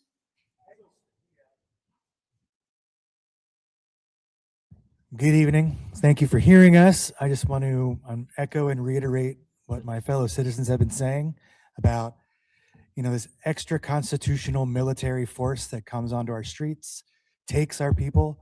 I was at Taco Hero on December 5th, and with just to be there to exercise our First Amendment rights, we were pepper sprayed, we were shot at with pepper balls, and I saw several people around me just get taken down, beaten, handcuffed, sprayed in the face, just this far from their faces.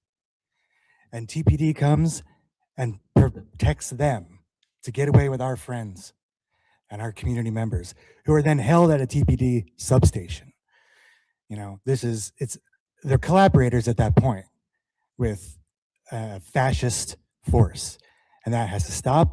It's reprehensible and disgusting. Thank you. That was our last speaker for call to the audience. We're going to move on to item 7. Consent agenda items A through E. Reports from the city manager on the consent agenda are received into and made part of the record. Ms. Clerk, you are requested to read the consent agenda. Item A is approval of minutes. Item B is revision to city ordinance 21.4 to allow free distribution of prepackaged food and refreshments in parks without a permit. This item is to be considered separately at the request of the Vice Mayor and Councilmember Barajas. Item C is write-off of uncollectible accounts receivable.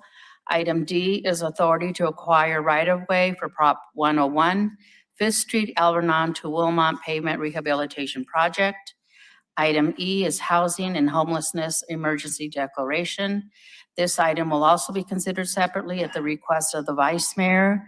So an appropriate motion would be to approve consent agenda items A through E, with the exception of items B and E, which will be considered separately.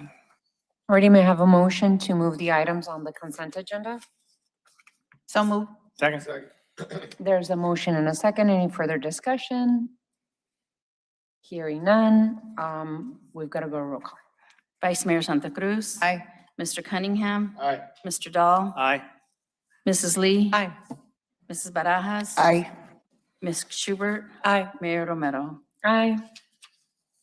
Alrighty, we're considering a couple separately. Item B, Parks and Recreation, revision to city ordinance. Councilmember Barajas, and then I don't know, Vice Mayor, if you wanted to add to it. Thank you, Mayor.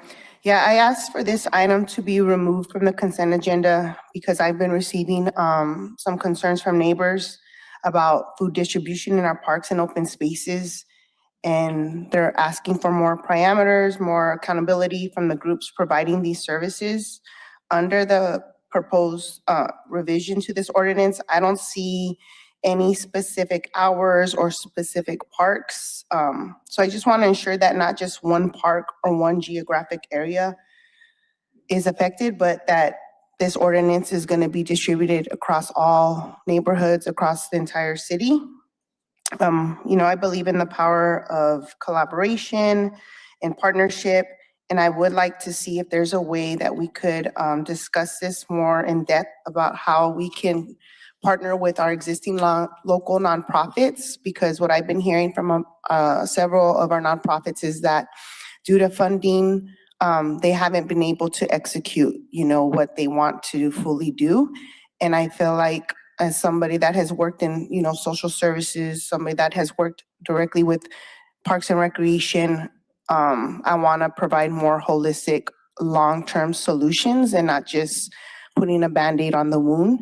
So, I also reviewed the materials from November 5th, 2025, the mayor and council meeting, along with memos from last September, results from the community engagement that occurred last March, along with the 2022 ordinance.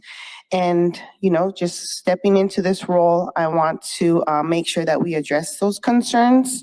So I propose that we postpone a decision on this ordinance until we can further explore these questions and conduct additional stakeholder engagement to ensure that our neighbors are fully aware, and that way we don't have any existing questions moving forward. Thank you. Alrighty, Vice Mayor, and then I'll go to you, Councilman. Well, this is a little awkward because I was not expecting that from Councilmember Barajas.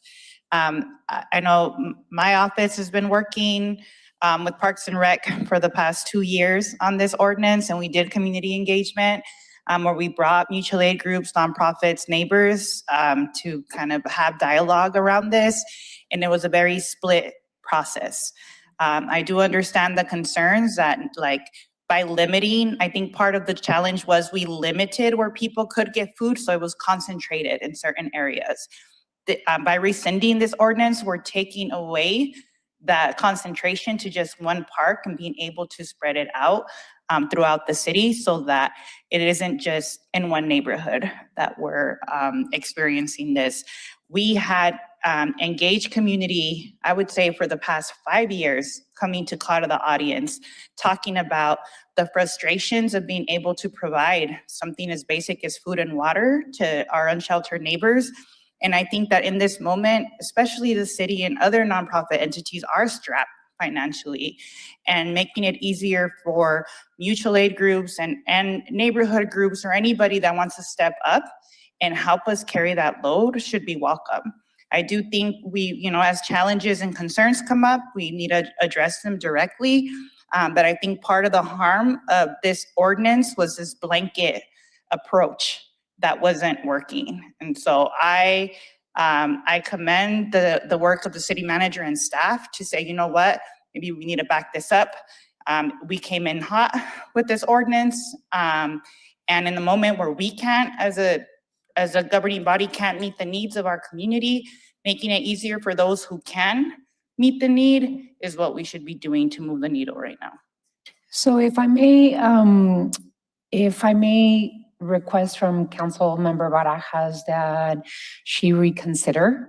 But what we could do, Council Member, is pass the ordinance today, but request from the city manager that he put together a plan in terms of how he's going to organize, how we're going to organize ourselves. Because I know that, and I've been, sitting here for the last few years and hearing from the work that mutual aid groups do and nonprofit organizations do.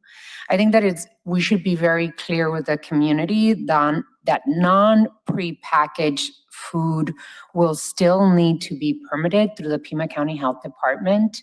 The Pima County Health Department permits non-prepackaged food because they need to know how it's prepared. But I think that there should be some parameters in terms of how we allow mutual aid groups, nonprofit groups, there's faith-based groups that want to do the right thing, that want to feed people that are hungry and that need the food. But there should be some rules, right? If you're going to do this, make sure that you clean up after yourself. There should be some parameters. And then we have to make sure that it's also, as the Vice Mayor has said, that it's spread throughout the city of Tucson in partnership with neighborhoods in the area. So just putting it out there and see if that would satisfy you, just to give additional direction to the city manager to come up, and the Parks and Recreation Director to come up with, hey, these are the parameters if you're going to be giving out food in our parks. Yeah, absolutely. I just want to make sure, that it is equitable, as you're sharing, Vice Mayor and Mayor. So the concern issue is, how are we making sure that it is equitable across all neighborhoods? Because a lot of the neighborhoods that are affected, a lot of the families don't have access to green space. So I just want to make sure that the parks are used, for their recreation as well. So if there is a communication type campaign that we share across the city with our neighborhoods to ensure that, it is equitable and that it is enforced, I'm okay with moving forward. Mayor, can I jump in too? I know all mutual aid groups are the same and not all nonprofit groups are the same, but there's different mutual aid groups that operate out of different boards. And I think it's helpful if we're meeting with them and talking to them, because the conversations I've had, it is them showing the plan of how they set up, how they clean up afterwards, how they stay till everybody leaves. And so I think, that took me going a number of times myself to see it for myself. So I just think keeping those open lines of communication is going to be beneficial for us moving forward. Yeah, I just wanted to ask the city manager if you had any plans, Mr. Manager, in terms of how to put some process and protocol together for this. Thank you, Honorable Mayor and members of the council. We're happy to take your direction tonight with regard to the ordinance. We're also happy to make sure we probably socialize some expectations around these distribution events. Part of the reason we suspended the program in the first place, because it was creating some unnecessary conflict in an area where we were trying to collaborate. So I think leaning into that collaboration space with some basic cleaning up after the event, things of that nature, also coupled with some monitoring and maybe some follow-up discussions if each side's expectations aren't being met. Happy to do that and put something in writing as well for all of you. Right, and I think that the discussions with mutual aid groups and them moving around throughout the city in areas where there is need, there's proven need, is important. I hear you, and I hear from your residents in Ward 5 that surround areas like Santa Rita Park and other parks, Armory Park, that usually are the ones that are being used. I was here at this council when Councilmember Fimbres requested the permit, and the idea was so that we could have different groups go around the city of Tucson and use other parks. Of course, residents in Ward 5 deserve to be able to use their green space and their parks and be able to feel safe doing so. And so I absolutely agree with you, but I think that we could come up with some protocol to make sure that we are in communication with mutual aid groups, with faith groups, with nonprofit groups that want to distribute prepackaged, and that they should know that if it's not prepackaged, they will need to go to Pima County Health Department. If they're selling food, they will need to get a permit. So all of the rules and the procedures should be part of this communication that we have with others. Yeah, thank you, Mayor. And just to reiterate that some of those expectations are actually expressed in the ordinance revisions that have been proposed, cleaning up after and things of that nature. I think the key will be on the staff side, making sure we're doing the follow-up and communication and accountability piece. So if you feel good about that direction, Councilmember Barajas, then I would accept a motion. Mayor, I move that we pass and adopt the revision to City Ordinance 21.4 to allow free distribution of prepackaged food and refreshments in parks without a city permit. Okay, we have a motion. Second. There's a motion and a second. Councilmember Cunningham, I know that you wanted to add some thoughts. There's a couple things when it comes to this. Look, let's back our lens out a little bit. This isn't going to be a problem until it's a problem, right? So what we want to have is some guidelines, and I think they're in there, or they're kind of inferenced in the ordinance. I think Parks did a really good job of kind of navigating that piece.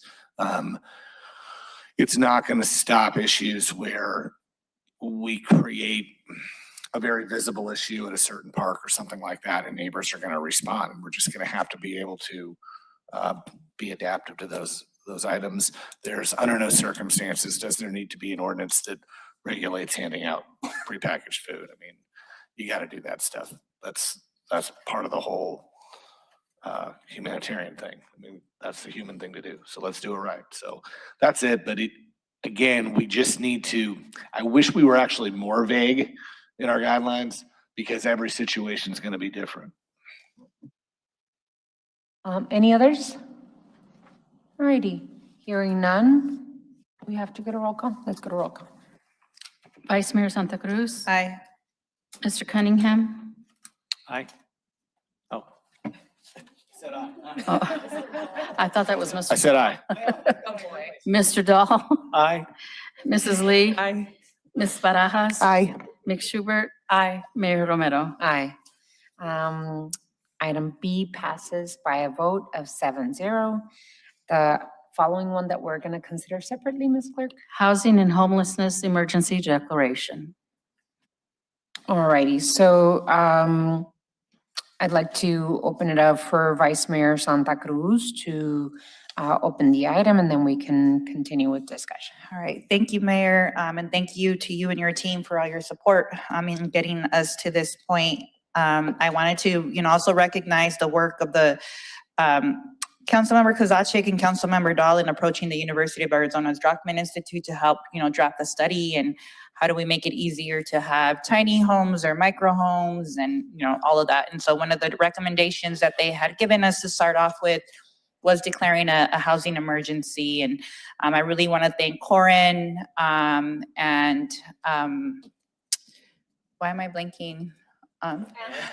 And I see Ann probably every other day in meetings. So Ann, I'm sorry, it's been a long day.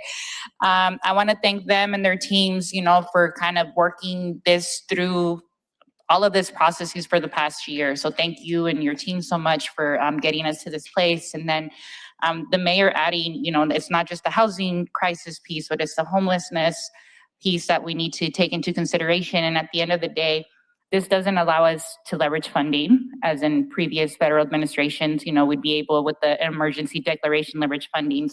But what this declaration allows us to do is to minimize the hurdles that people in our community have to face to create this, help us create the housing. Like I stated earlier, We have limited means and resources going into this existing fiscal year, the next couple of fiscal years, and everything that we can do to make it easier for our nonprofit partners, our faith partners, any other groups who want to help us tackle this. It's making it easier for them and creating a process that allows us to take everything into consideration, but instead of it being a year-long process, it's very costly. It's something that our staff can take care of in-house within 2 to 3 months of expediting these permit requests. And so I want to thank everybody for getting us here. The city attorney's office, even though you gave me a couple of headaches and migraines to get us here, I appreciate the teamwork. And so I know that again, this declaration is not just a symbolic thing, you know, it's making sure that in front of us, we're keeping this urgency, this coordination, and this accountability, because too many of our families are one paycheck away from losing their home, and many already have. So we want to create the conditions to stabilize our community members from having to face homelessness. So with that, Mayor, I would move that we pass and adopt this housing and homelessness emergency declaration. Seconded. There's a motion and a second, and I know that we have some additional discussion. I just wanted to add, Vice Mayor, wanted to thank first and foremost all of the residents that have come to Mayor and Council, have engaged in really authentic conversations about creating affordability and really being partners in the work that I and my colleagues on the council first started by creating a housing affordability strategy for Tucson. All of the countless hours of forums and town halls and calls to the audience, and our residents really are a guiding light for all of us. Vida, I want to thank you for coming, sharing your story, caring about this. It is that face, your face, that I put to the individuals that need affordability, that need a shelter, that need that additional support and help. That's why, for me, being innovative, being creative, pushing the envelope on things that we have not tried before really is worth the time and effort because of people like you, Vida. Thank you for sharing your story. Thank you for coming. Thank you for putting a face, a beautiful face, to the issues that we see so many young people and people of all ages go through. You know, that's why it was important for us to try the Star Village safe sleeping site. That's why I put Ann Chineka and Corin Manning and Roy and Liz Morales and others in a room. And I said, we're not going to leave this room until we figure this ordinance out and we get what we need to get in terms of language, but also movement. Because when I talked to the vice mayor, and we've been talking about this for months now, about one, adding the homeless emergency language into the ordinance, we both said we don't want just words on paper. We want action. Actionable steps that will actually make a difference. And this particular ordinance will give all of us the flexibility to be able to create additional safe sleeping sites and safe parking sites, as well as creating shelter spaces and moving those along with Planning and Development Services Director's special I guess, powers to be able to flex on the land use codes that are preventing from more shelter space to be built. So it really has been a group effort, and so many people, so many nonprofit groups working on this to be able to get to this point. So actionable steps, really good work. I hope that faith groups and nonprofit groups will take full advantage of this. And it's not going to be just a certain area. This is going to be used in the entirety of the city of Tucson. So thank you so much for all of your work. Any additional comments? Councilmember Schubert. Yes, Madam Mayor, just want to thank you and Vice Mayor Santa Cruz for your leadership on this issue. It's really exciting to finally be here today to have it official and on paper that this is an emergency, that homelessness and housing are linked, and that we have to talk about them together. And I feel proud to be on a council that recognizes the importance of partnering with the community, not just faith-based groups, nonprofits, other groups doing work on the ground, mutual aid groups. But I mean, we're all stakeholders when it comes to this crisis.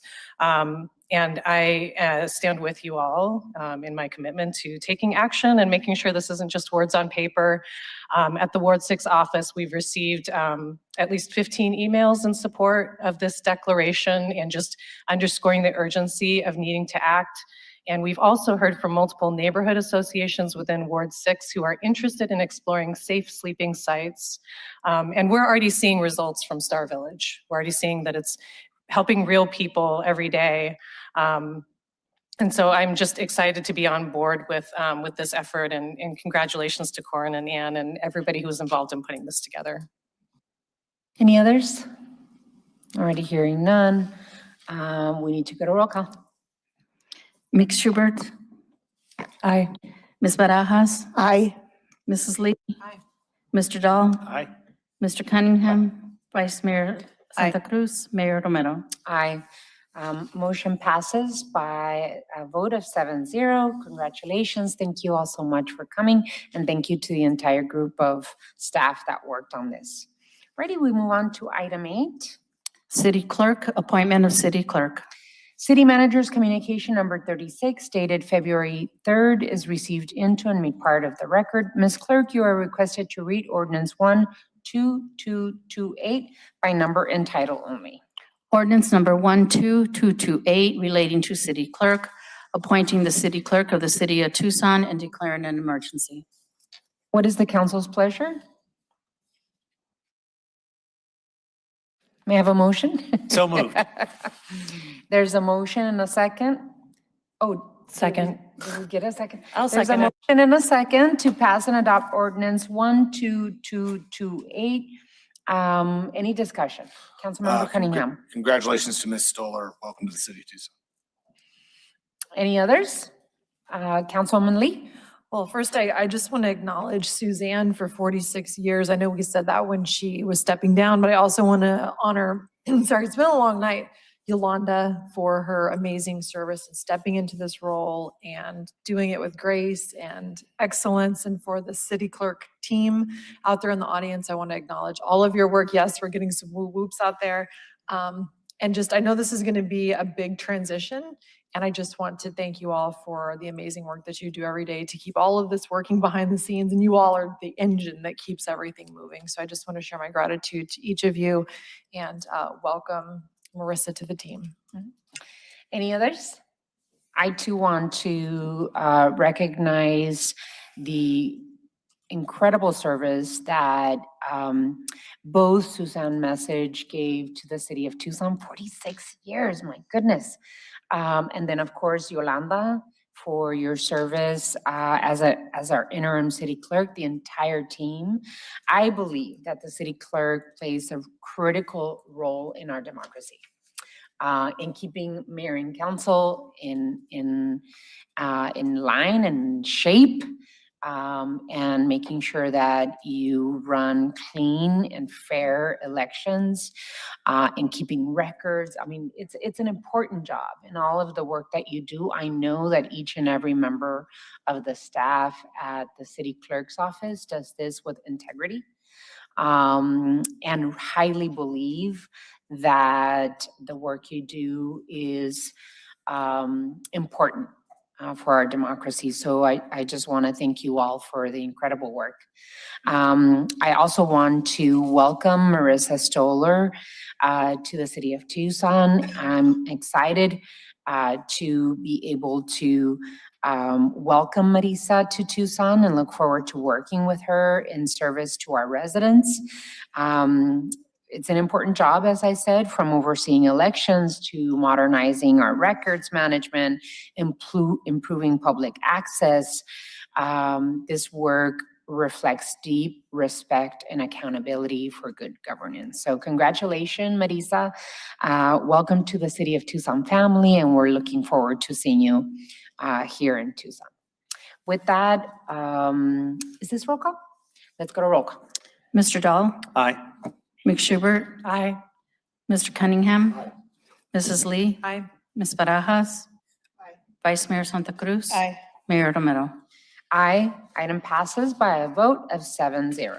Item 9, Adjournment. council will stand adjourned. The next regularly scheduled meeting will be on Wednesday, February 18th, 2026 at or after 5:30 p.m. Thank you all so much. Have a wonderful rest of your week.